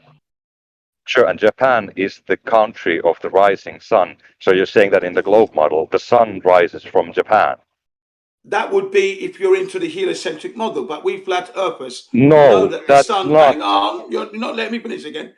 We flat earthers know that the Earth does not rise because it's always in the sky. It's in the sky all the time. It may fluctuate slightly, but it's never coming down. So no, it doesn't go down. It doesn't go up. With your down under, you're not using the globe model to debunk the globe model. You're using flat Earth. I'm using the globe model, mate, because it's an oblate. No, you are. From the UK, no, you are not. Australia would be down under, and that's what it's referred to from the UK. Australia is down under. Everybody knows that. Yeah, but that Every doesn't human being mean who that knows it's about down. England and Australia knows that expression. No. Maybe you Jesus. don't. It's fucking Expressions stupid. are not evidence for you misunderstanding the globe. It's Sorry. an evidence. Oh, It's okay, evidence, Jim. powerful evidence. Australia is still called the Down Under. So are you saying that that's lower than UK because it's called Down Under? If the Earth is indeed an oblate spheroid, then Australia's position from the UK is down under. So when I get on that plane, I'm expecting to go down under. Yeah. But it's And still if you go called back down to the under. UK, Whether if you go back to the absurd. UK, Mailman, if he goes back to the Up UK, and he's over. going down under again, right? We're always going down under. What he's saying is Yeah. he's not feeling any we're effect never going of what he would expect to be feeling when you do this in any other situation. Physics state that when you move to such a position, you're going to feel certain ways by doing so. Yeah. That never happens, never takes place. No. And That's not what physics not says. to do so is a violation of nature's laws. So if I'm in Australia or New Zealand and I'm going to go to UK, I'm going to go up and over. All right, No, up and no. over. Yes, That's not true. Yes, it's true, mate. That's You just better believe it. monumentally That's nature's stupid to law. say Up that. and That's the over. law of Up and beautiful over. nature Fucking that you up never and ever over. can violate. This is okay? what Miles That said is to the me England- about beauty England Mailman. He said isn't he of wants called it to be up like and a over. roller coaster. down under, up and over, Yeah. and Miles said across. going on a train on a globe should be like a roller coaster. It should I mean, be. it's funny that people don't understand the globe and then they say, it can't exist because down is towards, I don't fucking know, Southern Cross or something. It's just, No, it's always towards a theoretical, philosophical force, but not a force, fucking cause, but not a cause called gravity. That's what Down's in reference to, isn't it? well, but you have relative density, which is not a force Yeah, and it's not a we've all cause. got down. We've all got down. You're saying down is Why? specifically related to that specific thing, gravity, but that's what's causing the down to curve around this world that you're apparently living on, right? We just need down to Sure. be down. Down is down. It's vertical to the horizontal. what is That's what down? is down. Yeah. What is Down is down? vertical. What is vertical to the horizontal? What Perpendicular. dictates I mean, Yeah. What dictates it? what dictates What it? dictates We're not going to go Dictates beyond things that we can't actually prove. Nature's order dictates. Well, there you Let's get go. this Then correct. I don't have to go. Nature's I don't have to order talk Nature's about order. gravity. Oh, I hate No, when you say that. you've made the claim about gravity. You're saying that gravity is a real No, I thing. So didn't. therefore, oh, you didn't? I said down is down. What dictates? Okay, well Can that's you cool. listen I'm to sorry, the I audacity actually of the man? I What mistake that, man. Yeah. He doesn't even know what Yeah. dictates. The natural order of nature dictates your sorry ass. Okay? There is Thank no you. natural order of nature. It's natural. Yeah, It there is a natural order of It is. nature. Nature It was here is. before The you, natural order of and nature, yeah, mate. there was something here before nature. It seems as well, in a sense, the physical nature. That I don't think all of this was always here, was it? Or a tree was always here. You know, like a light has to sort of be a light because there was darkness. In a sense, was there both Sure, at the same evolution time?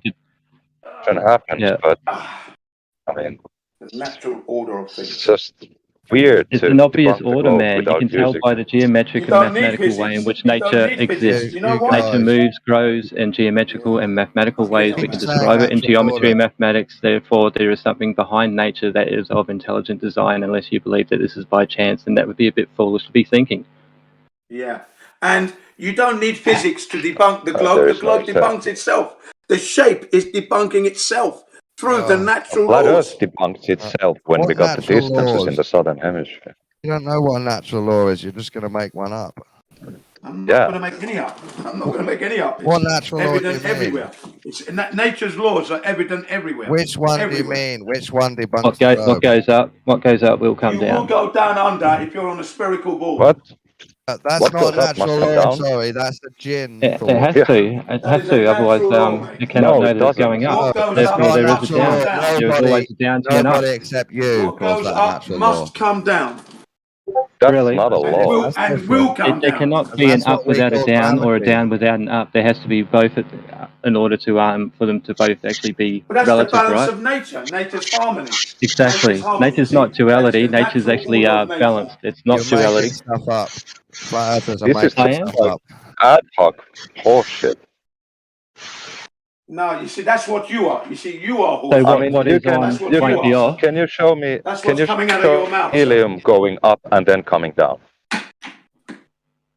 That's what's coming out of your mouth. Horseshit. Exactly. So anyone? Clueless, this man. He Do you doesn't not even know understand the what concept of it? dictates. We He were not doesn't even talking know about what dictates why up and particular down. things go up and don't come down, or come down and don't go up, rah, rah. We weren't talking about that particular specific part of the argument. We were talking about what goes up will come down, and that is why there is a down to every up. But what Well, can you establishes show the me down, that? I'm not going to say is gravity. I'm not going to go to those lengths. That's where you come in and say, well, this is what causes down, and this is why. No, that's right. You No, but don't do you said gravity. Sorry. you said things go up. That things that go up come down. Can you show me that with a helium? Yeah, well, the helium balloon will come down eventually. No, yeah, the balloon will come down, but the helium doesn't. Yeah. It does. Well, you know, it disperses it all doesn't. into the system itself, and you don't know where it ends up at what point. You know, it's always a There moving you go. system, and Then, you know, changing. yeah, then you That's can't called say whatever gravity. goes I'm up sorry, comes that's down. gravity. You That's called can't say gravity. that. I kind of had enough confidence to say It it will comes eventually, down. It because comes down. It definitely comes down, and yeah, it goes I Oh, back think up, and everything it goes comes full back down circle, again. no matter what No it doubt is. about it. Silly ass. You ain't got So a what clue. you're talking about is gravitation, the natural law. No. Yeah, I'm yeah, not he's talking about talking about the gravitation. I'm universal talking law about of the Right. process. Yes, gravitation. you Not been are. You proven. I'm explained talking it about as the it was. process, Dawn. No, I'm describing the process, that's all. I'm not talking about explanations, man. You can do your explanations if you want. I'm just Listen, using descriptions. we asked you what natural law you meant, and you said what goes up Yeah. must come down, not helium, just the balloon. Natural laws are only able That's to be called Helium does come gravitation. down in the end. That's called the You can natural never- law of gravitation. You can never truly explain a natural law. You can try to. You can use your scientific method and such, and you can get your best You're not getting my scientific point. theory. You're not getting my point. The point is you've ignored and denied gravity and then explained your own Yeah, made-up thing that's because exactly the same.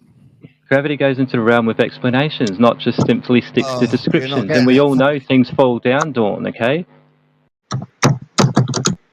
Why We do things also know fall that down, Dawn? things attract sideways too, with the Cavendish. Attract. Yep. Yeah. What's causing them to attract? Yeah, that's a good question, because if it's just up and down, then there should not be any horizontal attraction. It should just be vertical. Yeah. Based on what, but what are you basing that upon? That claim. You said it. What goes up comes down. There's vertical. Yeah, I did. What goes left goes right. What goes in goes out. Okay. Okay, so it's not up and down. It's in all directions. Yeah, I would say that. That's what I was getting at So with how it. do Yeah. you? Sure. So how do you have up and down then? Because you're now saying that it's in all directions. Because we know that there is one, and when you know there is one, there is always the other. That would be known as well. How do you know? I mean, what's Because up things and go what's up and go down, man. down? I was saying, how do you know why things go down and such, right? I'm not saying I know all the answers to why things go up and why things go down, right? What I'm saying is we all know that they do this. You Globers are the ones that go into the realms of saying why they do this, and you present things that are not substantial. They don't have any merit to them. Just philosophical fucking shit. Like you're observing effects and saying they're doing this because of this. That's not science. There's nothing, no substance in that.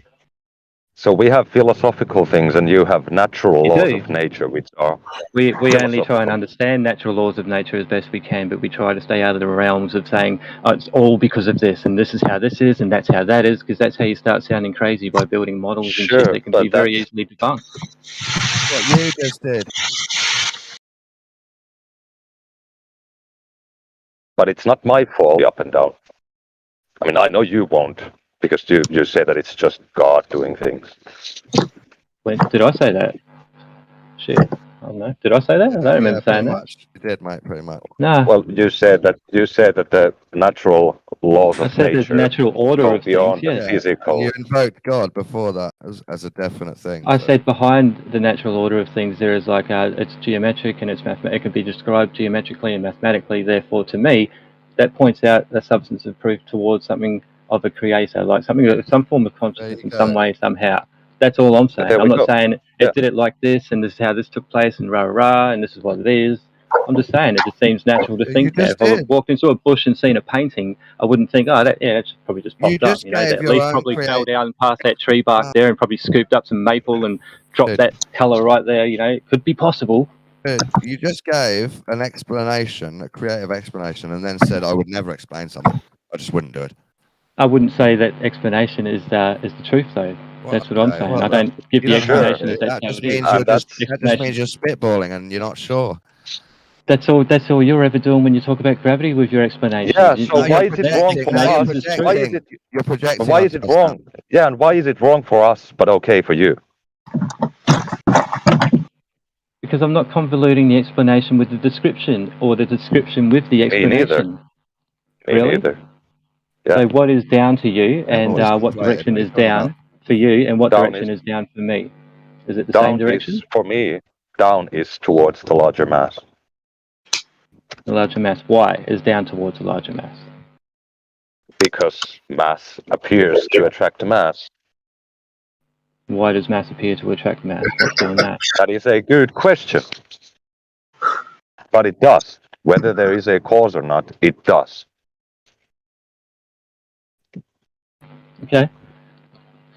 And you think that that's the mass that can only be the sole cause? There could be nothing else involved, like Nope, the atmosphere never or said something that. like pressurized system or something that's causing these Never said that. effects to be taking place. Okay. They've never said that that's the only possible cause. Yeah. So is anything you're saying relative to spherical topics, like the Earth being a sphere, or proving, or something like that? Yes. It's Sure, because related to not understanding a sphere or what up and down means. Sphere is the lowest energy form. I don't know where you guys get it from, but even when I was growing up and living on a big blue spinning testicle, I never thought of down as towards the center of the Earth. I just thought of down as down.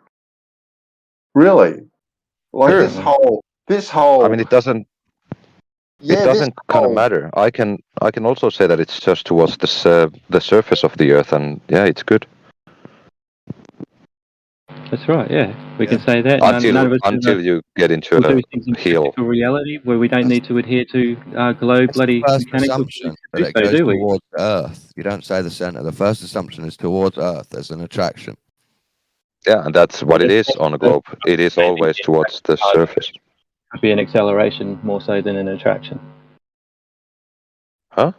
An acceleration to a point where because something's attracting underneath the Earth, or is it like in between the points in which the two things are accelerating towards? Is there something going on in which the larger mass is obviously not going to accelerate as much as the smaller one, because there is something happening in between the two, some kind of pressure differential being created for some reason, in which the things are the smaller things are accelerating too faster, because the larger thing is already more at rest within such a space kind of deal. But when I use that word space, obviously I'm not talking about that kind of space. I'm just saying, like, in a metaphysics or something term of space, you know, like counter space, kind of all that kind of stuff, like what things are truly residing in. Because if you've seen Wheeler's stuff with the magnets under the ferrocells, it clearly shows that when you put two magnets towards one another, there is a, like, that black part, that what they call the dielectric plane, or the plane of inertia part of the magnets themselves, when you've got them separated, that actually moves between both magnets out of where they are and actually moves in between where they're both going to, and creates a black hole to formulate the closer they get to one another, and which is actually what they are accelerating towards. That's what I adhere to, in a sense of magnetism. When we're talking about gravity, I think that's a different way of that same particular effect or acceleration, just in a different different way, different term of words to describe a different way of it doing so. If I was going to take up Mailman's conversation, I think the point is, globers, people that believe the globe, like me, Earthers, people that believe Earth might be flat, like you guys, we all experience a type of thing that we call a natural law, where the Earth makes things fall towards it. Yeah, except light things like helium gas. All heavy things, or slightly heavy things, fall towards Earth. And that's where we start the conversation. We can agree. We call it gravity, you call it the natural law of things must come down. But we agree on it. I call that the natural law of density residing at a particular point. I think the densest things will always reside at a particular point and place in our reality, and the less dense things will suffer effect of, you know, being I get it. Yeah. I'm all about the plane of inertia type stuff and magnetism. I use the word gravity that comes Yeah, from you can use gravity. Latin and Greek philosophers for 500 years, But and you use that word. you made up a term gravity called density and buoyancy. No, you say gravity, and you say what gravity is, right, is this, and I'd say I don't think it is actually that. I think gravity could actually be more of an effect of You're electromagnetism, the missing the same as point again. electricity. It's a hybrid of electromagnetism, which creates pressure You're missing my differentials. point again. I'm not asking you to re-explain gravity. I'm saying we both agree. So I'm saying there is an substance attraction. to that explanation. There is things that you can actually show to be substance of proof to those explanations. Whereas your gravity, Why you're don't showing you balls on a just preach for 20 what is minutes? that thing they rest the balls on? What's that thing? The bloody torsion bar. They rest the balls on the torsion bar, and it does something. There's an effect happening, and you say, "Oh, that's doing that because of gravity."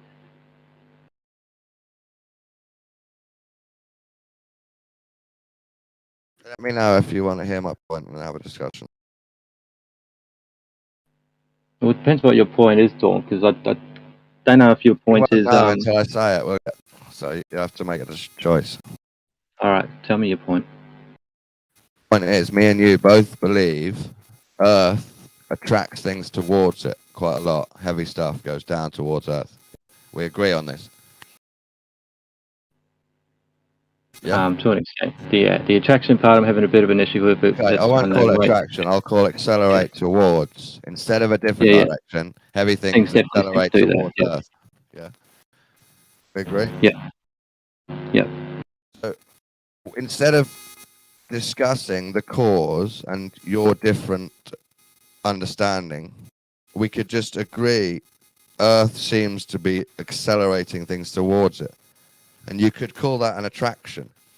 Because if something is pulling things fastly towards it and they speed up as they go towards it, that's the type of attraction. That's the problem, right? the whole pulling That's thing. what the word attraction means.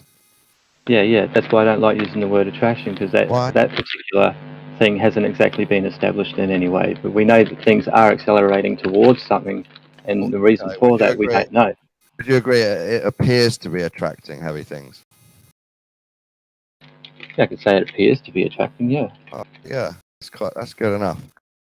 We agree. The Earth. Would you say magnets appear to be attracting too towards one another? Well, that's nothing to do with my point. No, well, it is. Do magnets actually attract towards one another, or could there be something else that they actually attract to? I don't call it an appearance. I call it an actual attraction. When I see things accelerating towards something, I say that thing is. So would you say that magnets are attracting towards one another? Yeah. Because I can do a and test. You've never seen Ken Wheeler's video showing two magnets coming towards one another, where the plane of inertia. Hold on, the plane of inertia actually moves between both magnets into the position and point, but actually in between the areas which both magnets are getting towards. You've never seen that, where it creates that black hole effect in between the two magnets. Magnets, or why you build it up? Well, that's what they seem to be accelerating towards, Dawn. Not the magnets themselves, because if you get a bigger magnet and a smaller magnet, the smaller one's going to want me to help you understand. Smaller one's going to want to tell me about something different.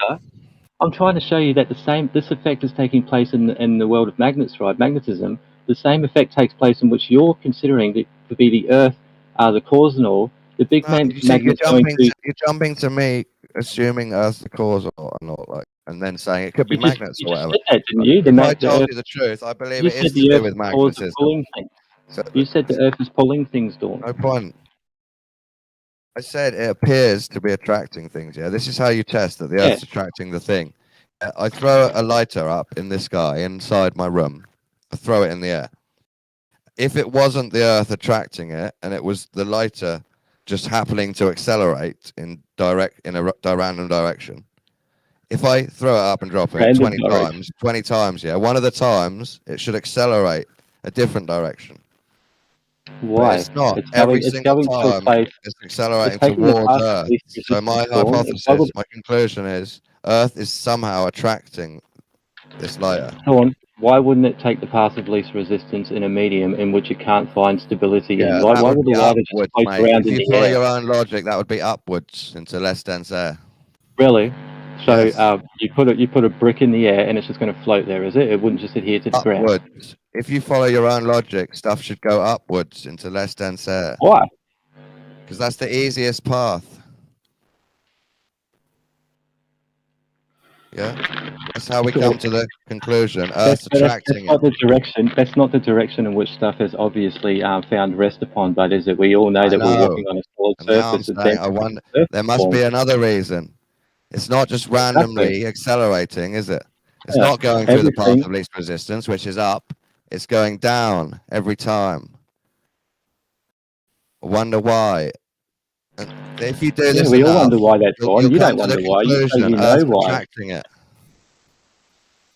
Yeah, and why is Earth attracting it? And what does that mean for Earth? Does that We're mean not Earth's going globe? there yet. We're not going there yet. We're just No, but going to we will be agree going there, that won't we? Why don't we save Earth's ourselves appearing time? to attract bricks. Yeah, but why don't we save ourselves this time? Because we can both agree on all of this that you're saying, Dawn. Well, it doesn't matter.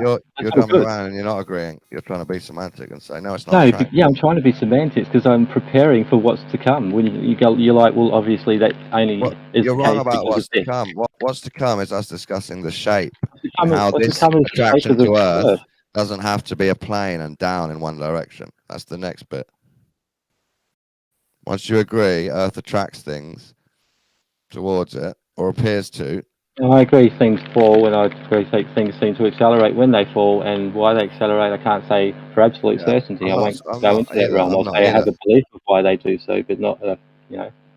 I'm not either. I'm just saying Earth appears to attract them every time, every single time. It doesn't make that's not weird to me because I understand that this is where all the weird. stuff is. It's supposed to be something you agree on and say, yeah, I see that all the time. Yeah. What's weird is when somebody says things actually attract to the Earth in a curved linear fashion all around the Earth, like things are falling in this direction that way, in this That's what direction we're that going to way. get to next. That's what we're going to get to next. If you believe Earth attracts things, do you believe that could happen on a curved surface? So let's say America on the side of the globe.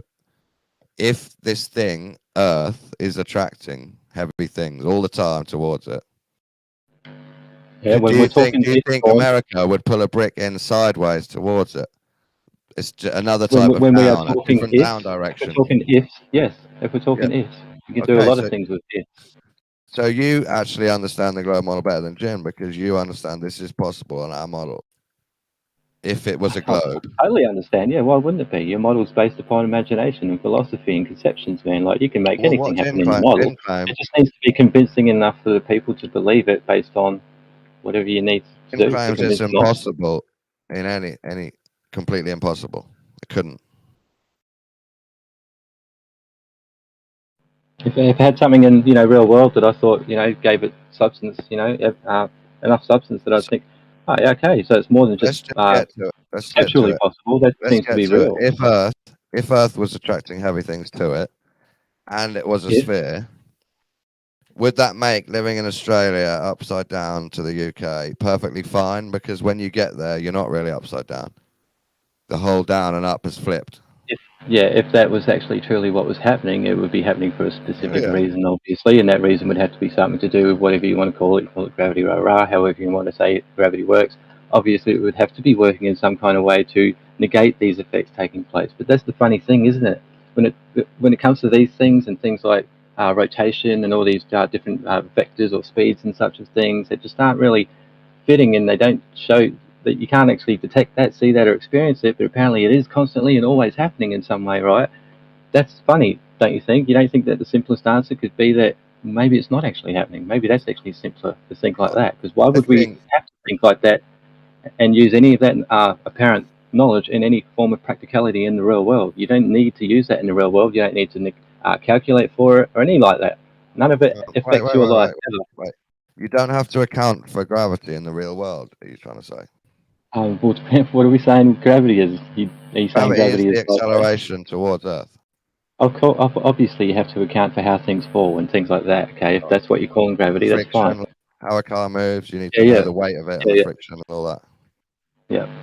We don't have to do it for anything like, let's say, there's no observation or measurements or anything of, let's say, Coriolis effect, and we're told, well, that's because everything's moving at this speed in this direction because of this reason, right? And so, okay, so therefore, that's why you're not experiencing the Coriolis effect. Okay, cool. So never bring up the Coriolis argument as though it is an actual argument. Like that's an argument for us. We're saying, well, we think that you should actually be doing so. You're saying that you shouldn't because of these reasons. All right, so what are those reasons, and can you demonstrate those reasons in any way that gives them substance of proof towards them? Like, can you show anything doing such a thing in such a way to recreate those instances to make them plausible? I'm glad you agree that Australia, hanging on the bottom of a globe, because Earth's attracting all the way around, you Yeah, I don't agree think that is Chinty was saying that, possible in a globe model. That's possible. Yeah. And that's great. So now I want to ask you, why don't you think the globe model? I wanted to add, I actually think the globe model with the gravity to a center is the simplest concept of Earth and the cosmos. Because that's the simplest one so far. There's like a lot of conveniences and such in place with the globe model. It has to sort of be everything. Explanations are not descriptions and all, and descriptions aren't explanations, are they? Like you can't explain something. There's evidence. That must be true the because way it manages to explain makes it. Can you recreate the circumstances in any kind of way, like any kind of practical way, or something that you can show me on a scale? Any of them? We just agreed that we have to account for gravity in a practical way. We already agreed that. That's not an experiment. That's just looking at the effects of an apparatus and then making a claim about why those effects Anyone are happening. that designs a car needs to know about gravity to make the car move properly. What? Did you just say? Anyone designing a car needs to know about gravity and agree it's a real phenomenon to make the based car on the gravity, we would drive just properly. confirm. Yep, based on that gravity you just confirmed before. Yes, those kind of instances. Yes, that's taking place. We know that's taking Please place. don't say again, we don't need to take any of this account in the practical world. That's not true. That's not the gravity that we're presented with, Dawn. Like the gravity you just mentioned before. Yes, it's not with. Oh, no. You're talking about mass attracting mass gravity. Like we're talking, but that's not what gravity is it? Acceleration gravity is the towards acceleration of things, the amount of acceleration of things, the mass of things, and why they do this and that. That's got nothing to do with the mass of the Earth itself actually pulling things and being the cause of that. It's definitely not density, since the acceleration is the same for different densities, assuming the density is greater than the density of air, which is not explained in your model for relative under density. What conditions? Because it's 9.81 meters per second squared. This is the acceleration towards the surface of Earth. Why is this a constant near the surface of Earth? Roughly speaking, of course. It's not. Yeah, I don't think it is, That's why I said, I mean, unless you're talking about, like, I don't know, what, a foot above the Earth or something, you drop two of these things, they hit at the same time, unless you're talking like that. But yeah, I changed the density. Look, I changed the density. Let's say we compare lead and gold. Why do they have the same acceleration towards Earth? They don't. Yes, they do. No, they don't. That's wrong. Yes, they do. Tell me how they don't. They don't. It is known that objects accelerate at 9.81 meters per second squared, ignoring the issue of air resistance and terminal velocity. You can't ignore air resistance. Have you seen those experiments? Have you seen those experiments where they drop stuff in a vacuum to see if they fall at the same rate?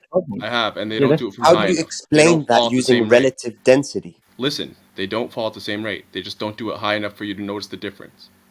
No, that's There's a no claim. Perfect vacuum. Oh, no, it was. We're just saying, oh, no, it was at the same rate, but no, it had to be higher. It had to be higher. It's never at the same rate. Where do you draw that line? I really don't care where you draw that line of how high it should be. This is childish at this point. We have the experiment. We have more evidence than you guys. Just accept it. Bro, you can't on one hand say that there is no perfect vacuum, and then on the other hand say there's no air resistance. Proves it. What's your problem with the Cavendish experiment? It's simple. Choose one. Air resistance or perfect vacuum. One of us. Simple as that. What's the problem with the Cavendish experiment?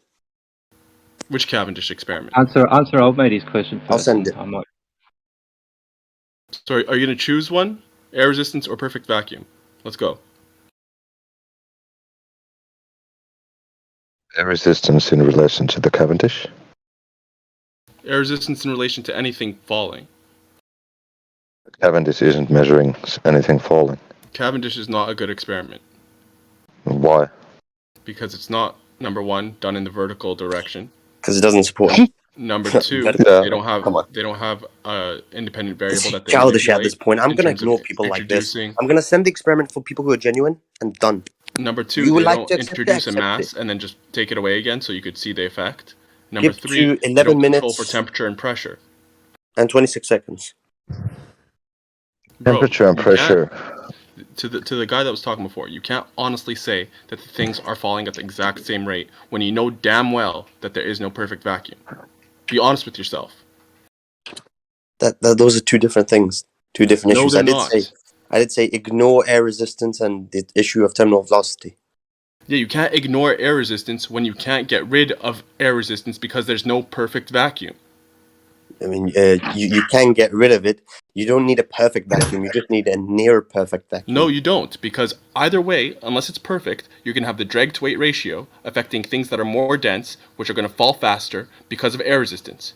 It's like saying if there are three air particles in a vacuum chamber, this within a big volume. It's not like saying this that is at all. going to really change the experiment. It's going to affect things drastically. Don't do the experiment. No, we're still going to do it. We did it. All right, and show us a vertical chamber with 3 particles in it. Only 3 particles.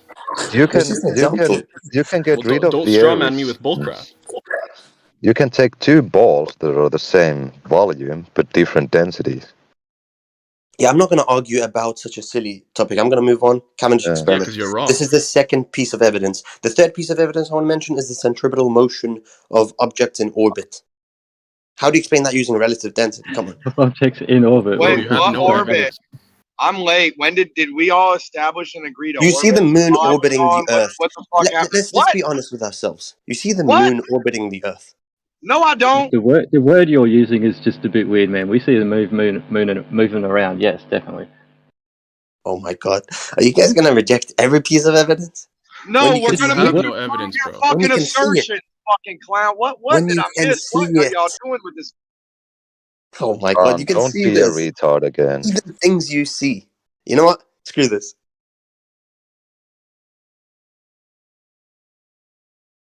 Y'all been up in here proving orbits and shit without me and shit. Damn. Everything is fake, right? Everything's fake. Even my profile picture is fake. No, all your profile shit's picture is fake. assumptions. My You're count just full is of fake. assumptions. I'm Nah, an you're AI. Relative density has been debunked. So it's No, it hasn't. That's the dumbest thing I've No, ever it heard. hasn't. it has. No, mass to Where's the mass debunk? has been Change substituted. density as much as you like. They are still gonna fall at roughly the same rate. Roughly the same is not the same. Density I is say not roughly the the same, same you for fucking your clown. sake, by the way. You don't want to do it in a No, you vacuum. say it for your sake because you know you're wrong to say they're the exact same because you You know know, that you there's should, no you should perfect provide vacuum. Get wrecked, man. for such a claim that density causes it. You should provide evidence. What experiment will you do to prove to us it's density that causes it? Because any other thing with different densities has a different rate of fall. Genius. No, keep it like this. So you have a same shape. Try and control for air resistance, and try and make the variable the density, and see how this. Then you can try and measure the. And they the fall acceleration. differently. No, and then Same show head me the shape, experiment. same Take surface the area, experiment. different Let's see density, and they fall at different speeds. Let's see the Show it. experiment. Show it, yeah.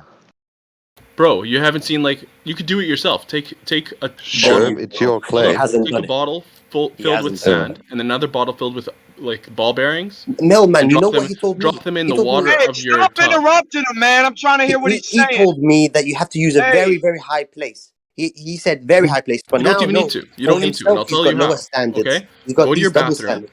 Go to your bathroom. Fill your tub with water. Take a plastic water bottle filled with ball bearings. Another one filled with sand, and drop them at the same time. Really? I had to do it from a high place. For you, no, it's in your bathtub. You don't have to if you change the density of the medium. Oh, really? So if I take 2 bottles, one that is filled with water and one that doesn't have water, and they're similar bottles, do they fall at the different rates? If you're doing it in air, yes. Yeah.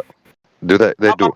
No, percent. Let me ask him one thing, Mo. Hey, Mo, say you drop something from the Lagrange point, right? From the moon to Earth that is barely. Say you drop 2 things that's gonna fall to Earth and not to the moon. You get very, very high, and they're different mass and whatever. Are they gonna fucking fall to Earth at the same fucking time, dude? I don't think that's what your mainstream shit says, is it? You got any evidence of that shit? I don't know why I would go to the Lagrange point. Dude, the point is a hypothetical, bro. you're pulling shit out of your ass to argue with percent, and then you're gonna want your fucking cake and eat it too, and go back and play the card the other way when we're talking about my hypothetical, dude. You don't realize your inconsistency is fucking hilarious. I haven't made claims though. The guy talking to I've only asked questions. All right, well, you're awesome, Mole. We're talking about the point on the table. Well, you did make a Why claim. he's You trying said to that relative density has been debunked numerous times. Yeah, because the density is irrelevant when it comes to weight. Well, guess what? If they fall, That's not true. There's no, if there's It no is atmosphere true. up there, and the things fall at the same rate, that different, like his bag of sand, his bubble, things with different fucking densities, and they fucking come to Earth at the same speed. That's gonna let you know, bro. Like, hey, there's zero fucking medium, right? So therefore, they're at the same. As soon as there's a medium, like percent saying, there's going to be a differential because of drag, because all these other things. The drag isn't correlating with density, but percentage. If I have a kilogram of gold and a kilogram of water, is the density the same? Is the density the same? No. Okay, there you go. Yeah, exactly. Well, why did they fall to Earth? Same weight, different densities, so no correlation. Yeah. No, but you're taking just weight, like the colloquial weight. The truth is, it's F equals ma minus the force of drag. You always have to put in the force of drag. That's not weight. It is, because this thing that's on the scale is actually falling, constantly falling. That's the weight that we're registering. What? It's just physically impeded, and that's how we're registering the weight. Yeah, so it isn't falling then. In the air all the time. It's not falling when it's on a scale. It is. It's just being physically impeded. If you get rid of the scale, Yeah, it's so going to fall down. it isn't falling then. That's what the force of drag, the force of F equals ma is. It's F equals ma in reality. Unless you're talking about a perfect vacuum, it's F equals ma minus the force of drag. If it's physically impeded, No, there obviously is there's no no force of drag. What drag is there when I put a gold bar Well, on maybe a you scale? didn't hear the last thing I said because you're interrupting me. I said if it's physically impeded, obviously there is no drag. There's no force of drag. But Okay, that doesn't change so the then fact there that is no if it was falling either. falling, there is the drag to weight ratio. Yes, so when you said that when it's on a scale it's falling, that's not true because there is no drag. In and if it's reality, falling, they're there is always drag. falling. They're just physically impeded. Yeah, so they are not fucking falling. It Jesus. is. It's just being. No, it isn't. Mo, I think he conceded to this one. Percentage, can I ask you, real quick, are you familiar with like my stance on this? Like that there's some ordering for some phenomenon, and then it's like this gravity's still there, but it's affects things based on their density and stuff like that. Or are you just like there's not the gravity? Like you're familiar with the way I come at it, right? No, tell me again. Well, it's like I think that there could be some law in the simulation or whatever that things move towards down, right? Like that it's like this gravity phenomenon or whatever. But then I get into it like, well, what is triggering the gravity? And I come at it like, oh, well, there's things at rest, and then there's the density ordering, and then that's it. And it's kind of like they don't have to have this mass to mass. So it's like, oh, it is mass to mass. And we went up in the vomit comet, and we, went up and down, and then the shit was mixed up. So therefore it can't be density. And we spun the shit sideways, and we saw that it layered. So, this shows that density is a thing. But when they mix up, when we go up and down, and they always fucking ignore the fact that when it goes up and down, the vomit comet, for instance, these density towers, when it went up and then went down, that's like a counterforce, like shaking everything up. Of course, it's not going to be ordered once they're shook up. Things don't order until they're at rest, until they hit the resting point. That's why when That's not true either. But it is. Show me where it isn't. In a centrifuge. Where you're wrong. No. In a centrifuge. They find rest at the edge of the fucking tube that's spinning. They find the resting point, and they fucking order. When you go up and then shake it down, they haven't hit a resting point yet. They're still falling down. So when they are moving, they are at rest now. They have found a resistance point. Rest, resistance. They meet resistance. Hey man, it's not funny that when it hits resistance, that's when they order. It has to. Rest was a shortcut term, but when they hit resistance, So that's yeah. So you can't show me anything opposite of what I'm claiming. Nothing. You keep going. Oh, you're it's just talking everyone goes. about centrifugal force and gravity here. I mean, I don't disagree. You're going to hear it all day that they go, no, the buoyant force is caused by mass to mass, basically. That's a shortcut in the mainstream. Mass to mass is the underlying. Buoyant force comes out secondary. So you're saying density attracts Oh. density? No, I we're mean, it saying, seems look, like it. I'm trying to say, like, you can call it gravity, you can call it whatever you want, but the way percentage and me are saying, like, you have nothing past density and drag to show the phenomenon. Like, I'm going to stand by that all day. What's causing it? I already did it. Gold, a kilogram of gold and a kilogram of water, they have a different density, but the same weight. So what? So density and weight, too? there is no correlation. No. Yes. That's what? We're not talking about density and weight. We're talking about density and the rate of fall. See, that's where your brain is not following the point.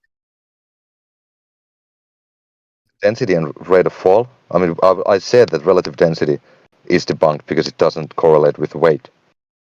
That doesn't debunk anything. Because there's the drag to weight ratio. And drag is... No, there is no drag to weight ratio there's when no you're drag to scaling weight. things. All right. When you're scaling things, there isn't.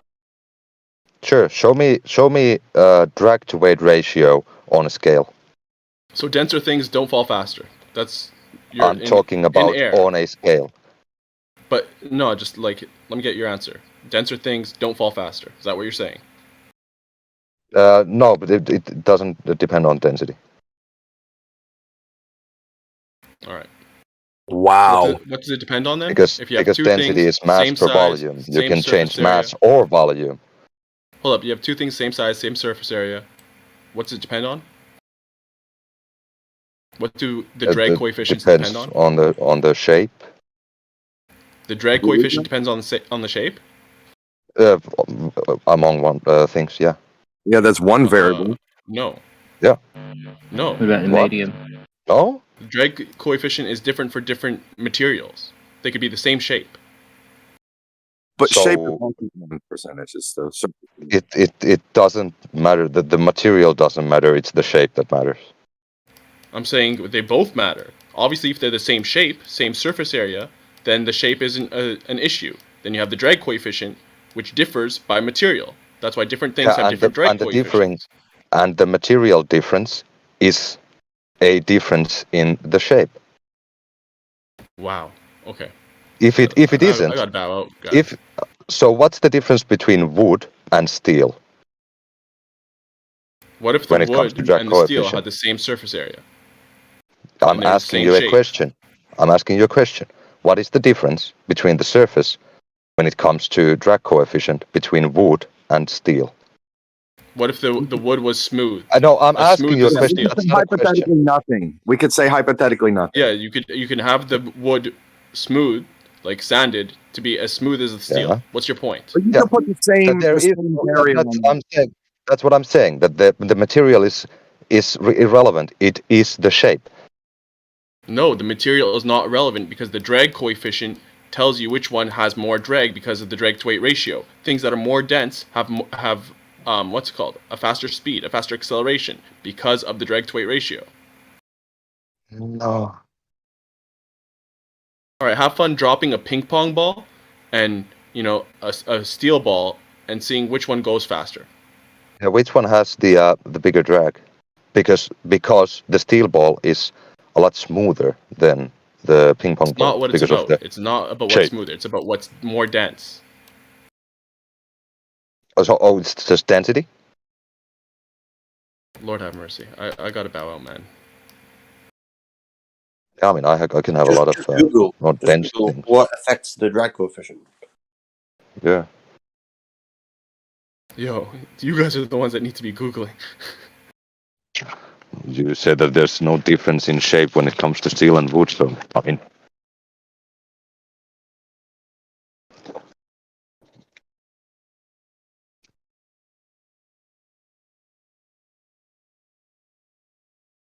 To answer your question, Don, I'm not I'm here. there yet. I'm not at the point where like I can say that there is this, you know, downward bias, this mass attracting mass, or you know, electromagnetism effect, because I haven't seen the experiment done right. And by done right, I mean, you know, you have a gravimeter where you're controlling for temperature and pressure. It's like in a chamber with those things modulated, and then you introduce a mass underneath, and it has, you know, a change in the gravimeter's kind of reading.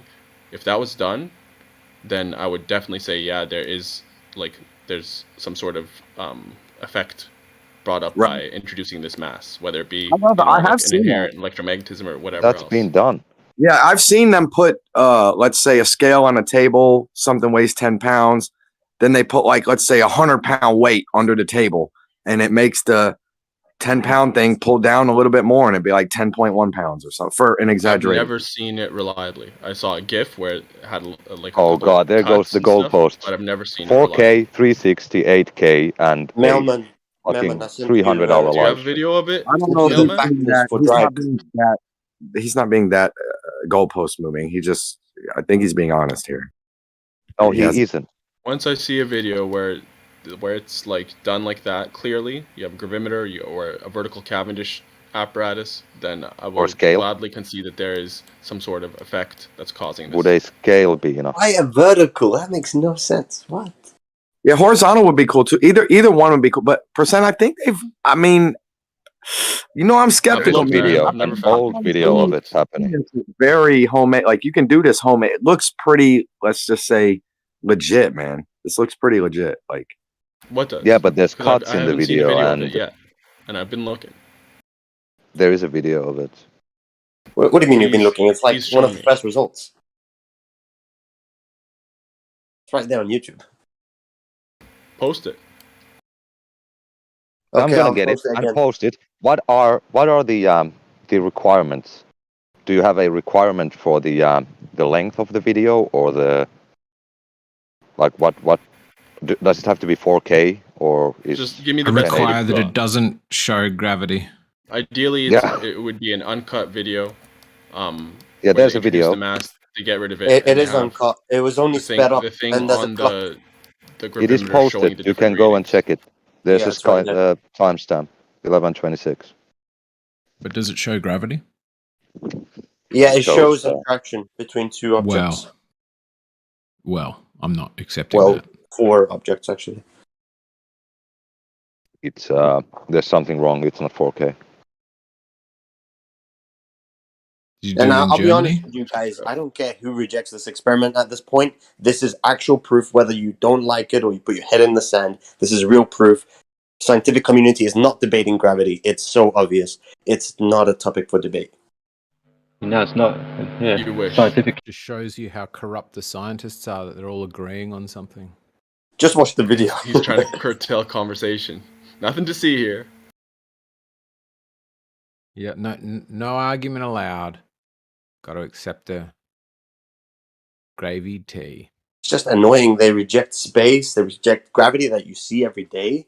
They reject even, you know, I mentioned the centripetal motion of the moon going around the Earth, and they rejected that as well. What else? You can't throw anything at them. They reject Hang on, everything. I don't think he said centripetal. I was pretty sure you used the word orbit. I use both.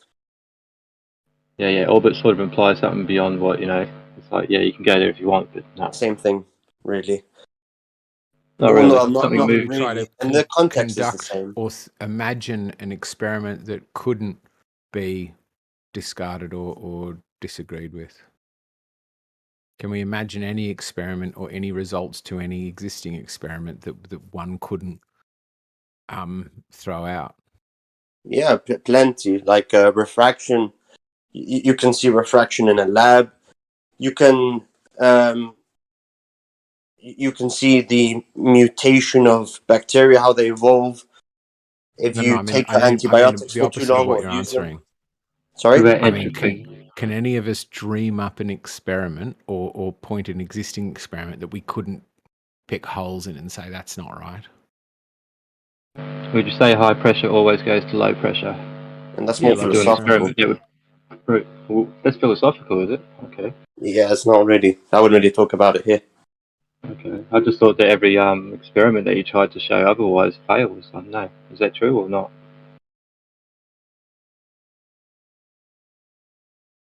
You might as well doubt your own existence. If we're gonna go that deep, you know, and that fundamental.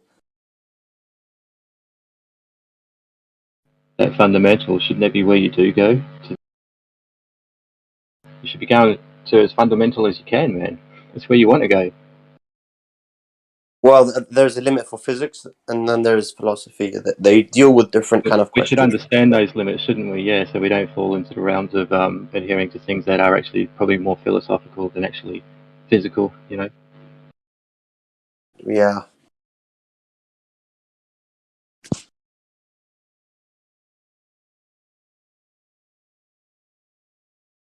You know, there's been a lot of quotes by a lot of different, you know, people that are, whatever they are, they say they're scientists and they're probably very great, like, and all that. And even up today, they'll say that the heliocentric model, it's founded on philosophy, and it still is a philosophical model. It's not something that's scientific. I wouldn't really say that. I would say the only philosophical. You would say that you'd be arrogant enough to say then, because I know that I'm not the smart person here that everyone should be listening to, but you're going to say that these people that are the qualified and they do go to their unis and do their thing, when they say something that you don't like, you're allowed to throw them under the bus and say, no, I think it's more like this. How is I the didn't globe really model finish. philosophical and flat Earth isn't? Because flat Earth's measurable and observable, you know, and in a No small one's section, measured it. only in a small section, right? Yeah, I only in mean, a tiny this section. debate is more emotional and psychological than evidence based. I mean, if you're going to go through evidence, you're obviously going to be a globe. No, There's it's logical based. We don't go beyond the areas and realms we can't go to, But, like, man. But a it's straight dead line for us clear. doesn't deviate or bend unless we know that it does bend, because we know that the Logic is surface is bending. philosophical.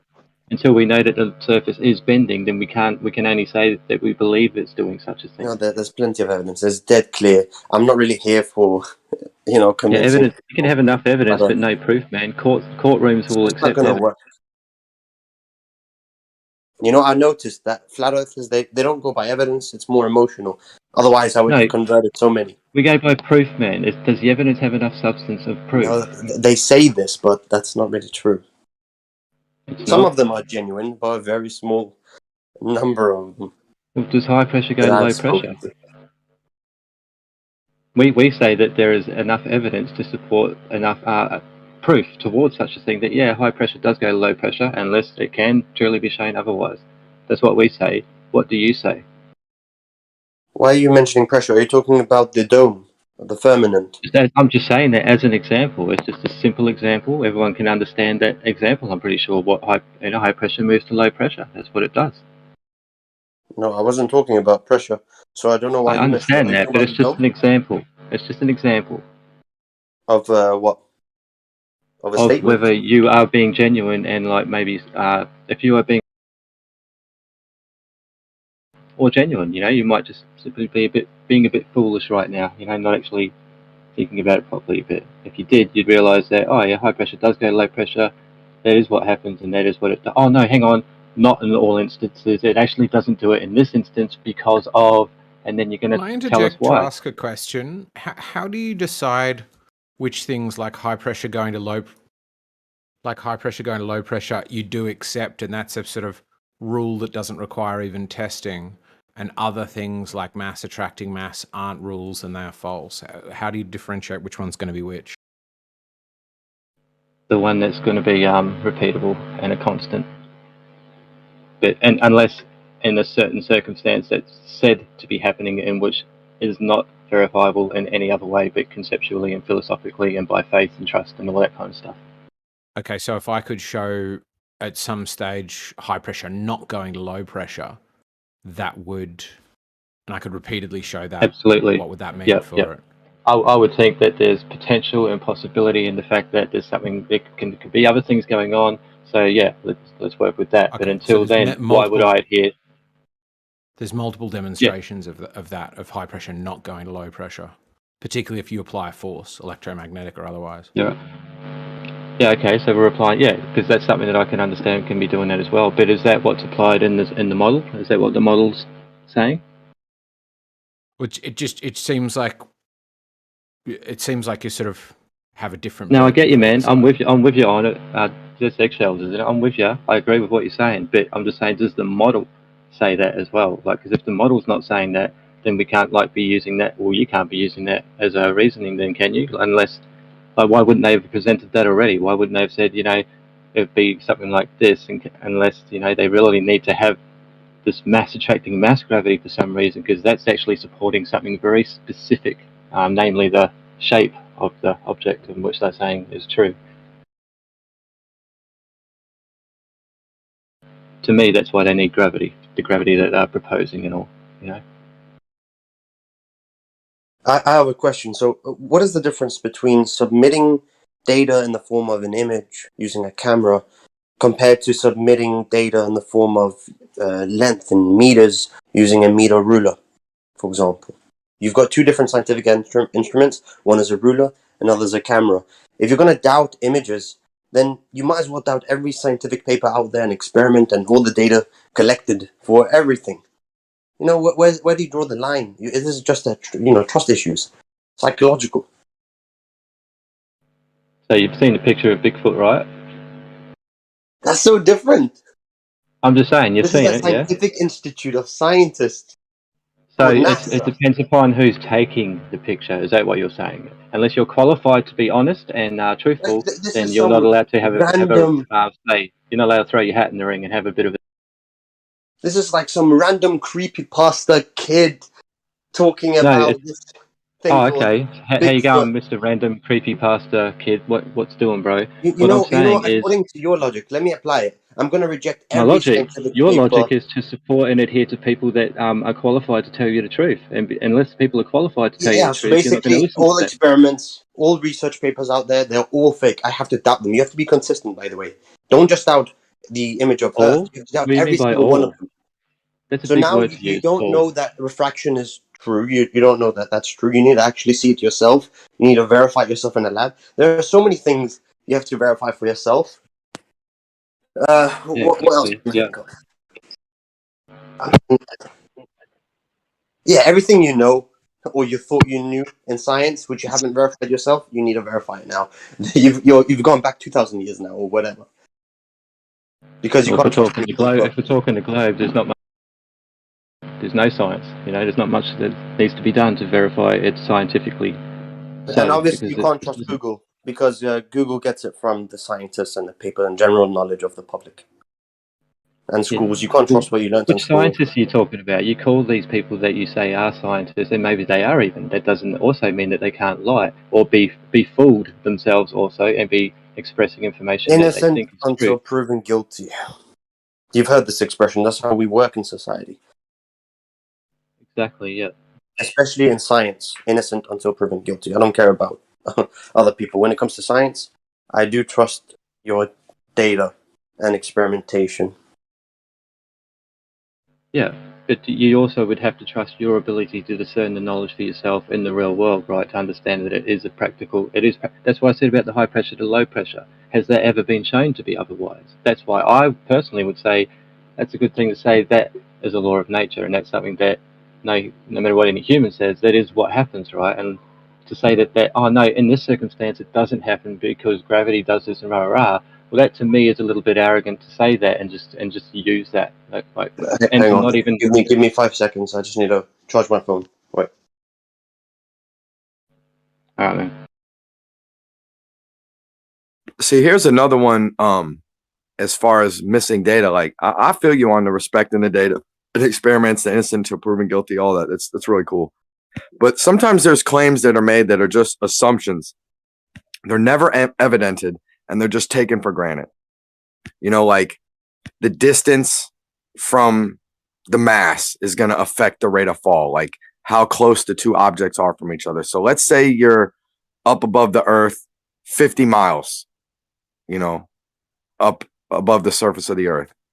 When you start falling down, you're going to have a rate of X, right? Your initial rate. But if you're, let's say, 500 miles up above the surface of the Earth, when you start falling down, you're going to have a beginning rate of fall of portion of X, hypothetically assumed, right? But it's never evidented. It's not witnessed. We just take this for granted. And then when you ask them, oh no, well, we have the Epvos effect and we have all these other sideways effects and all this and all that, and they just build on assumption that effect proves that shit's gonna fall at a different rate when falling down. I mean, it's just ridiculous. And you know what it is, Mo, man. Yeah. They're allowed to make up reasons for why things happen and not have to support those reasons, but expect us to do things that we know we can't do, and because we know we can't do them, apparently that means we don't get a say. I mean, it's just like, dude, like, show me differential gravity. Give me 100-pound weight, let it go, and I want to see it fall to the earth at X speed. Then go 10 times higher and drop it again, and I want to see it start falling at 0.99 or 0.95 of X. It should, right? I mean, this is what the model says, right? But definitely, yeah. If you were shown that, all you're going to get is like a paper and some numbers on it, and maybe if you're lucky, a video. Are you going to believe it, or would you be able to go, this comes from the same people who tells me we can put satellites in orbit and they're full of shit? Well, yeah, no, it depends on who. You have to bet your source writing, but also, I mean, I appreciate. Yeah, that could be one way it could be done, but there's possibility. I mean, in this day and age, there's probably a lot more. See, it basically. Question this basically is like, is there a way this could be presented to you that like Cavendish isn't? This should compel you. Stuff like this should be repeated science. Like there should be ways to demo this at university. There should be ways to have, monuments to this type of data, to this type of phenomenon for the human race. So I appreciate that. Yeah, they're just going to write it up, and that we could be suspicious of that. That's a fine, like suspicion, paranoia angle writing, but that's not where I'm going. Like. Dude, there's just a lot of missing data. If you look into what's happening in space, there's only missing data when you throw away the data that it does exist. What data that it does exist? What data, Roddy? Those experiments already done by Bio's done a Cavendish experiment himself. We're not talking about that. Like, that wasn't the phenomenon I'm talking about at all. I'm talking about things having a different rate. Or the same thing having a different rate of fall depending on what the distance from the center of the earth that it starts at. So, right, but I mean, if you don't trust in the Cavendish that like you could do in your garage, are you going to trust something that's basically going to require us going to orbit anyway? I don't say I don't. I'm going to piggyback you. I can trust Cavendish does a thing, but now what I want to see is this. So the two balls, whatever, they have X tension, right? If you were to like take one of the balls and make it 50 times bigger or heavier or whatever, more mass, then the rate of tension should be X plus. Okay, where is that? What do we have that? Where the fuck is that at? Wouldn't that be something interesting? Shouldn't they have that? Does that exist? Look, I hear cricket. You guys don't even know. You don't even know. I've got no idea. I've got no idea if it exists, but I wouldn't presume anything by something's lack of existence. Like, dude, okay. Right, that's for real. That's the same shit with this. Oh, we're out in space and we touched an asteroid. Oh, we're on Mars. Kiss my ass. You're on fucking Mars. Kiss my ass. That's what I mean. Like, if data and videos and photos and rocks and shit don't convince you. Describe to me the way we would do this experiment that it would. So describe this bowling ball masses falling towards Earth, and describe to me how it could happen that it would convince you. And what I'm going to stack it up against is existing stuff that already matches that. Yeah, bro. Yeah. How about we keep the camera on from the whole time something leaves Earth, the whole time. Just like the people were in the little capsule traveling to the moon, they witnessed it the whole time. They could have, if they had a cell phone back then, they could have fucking live streamed it for 3 days. Why aren't they live streaming the journey to Mars? Hold on, let me get all this out. Why aren't they live stream? Oh, well, it would cost an extra penny. We can't fucking live stream a camera. Why would anybody want a camera approaching Mars? Riding, you're gonna start realizing that there's so much more that they can do, and it's missing. And that's a fucking red flag, bro. Everything you look at in deep space is fucking sold to you. Is it really missing, or are you dreaming up extra things and claiming them to be missing? No, because if like you want a scientist, if you're a scientist and you're wanting to prove that you're going to fucking Mars, you're gonna fucking have Professor Randy like skepticism on that bitch. If I was the fucking government funding whoever was taking my citizens' money to do this, I would be like, I want fucking no fucking cutting it off and then boop, we turn it on and look, we touched the fucking rock. I need to fucking know this shit is happening. Okay, and if so you one uncut video and you would believe it? Yeah, Dude. even going to the space station, man, like a space station uncut video, docking with it, all of it, from takeoff to docking, all of it, one uncut video live stream, right? That would be pretty good. Sorry if I just have skepticism. I've got an ISS app that tells me about new launches that does have video from them. I don't know if it's uncut. I don't watch it for that long because I'm not skeptical, but I'm just so skeptical of the idea that one uncut video would convince you of this. I think it would just call cuts where they don't exist. Stop moving the goalposts. Okay, you go, Don. You're obviously very excited. You don't want to let other people speak. I'll just let you speak. Yeah, do it, because you're not fucking listening, Riding. I'm talking about deep space, and here are you idiots talking about low Earth orbit. Okay? And just because someone can believe a fucking low Earth orbit, but why, if you can have an uncut video up to the ISS, why you don't have one approaching Mars? You know, Chronic sat here and swore to God. Going to Pluto? Why don't we have one doing intergalactic travel? He knew that there would be a descent video. Take Bratz dolls up there and make them do a little knew play. It would happen, bro. Just dreaming up stuff that doesn't exist and complaining about it not existing is just irrelevant. You're not listening. You're not listening. Why, because you just keep interrupting. Dude, why would you not want? I don't fucking saying. Why would you not want a horizon shot of something descending to Mars? Why would you just be looking straight down at the fucking ground and straight up? Why won't you look at the horizon? I mean, they don't hate us, but then you would complain that it wasn't looking down or left at the same time. Or the complaints of my question is, what would convince you, and doesn't it already exist? And the answer seems to be you can dream up new things that don't exist. Like, we can all dream up stuff that doesn't exist. Riding, we're not dreaming it up. I'm approaching it like if I was doing it, it's obvious things. We all know that you want to see as much as everybody wants to see. I'm not dreaming up things that don't fucking exist, bro. That's ridiculous. Yeah. If we're on the moon with a video camera, we want to see the Earth. You know, we don't want to see dudes bouncing around and doing all that shit on buggies and stuff. Who really cares about that? We want to see the Earth. You know? You would say, let me address Riding's convincing point. Riding, it's not black and white. Convincing isn't a black and white thing. It's a gray area, bro. Okay, and the more, the merrier. Right? It's like you guys constantly hate on more, and then assume that people, you would hand wave it.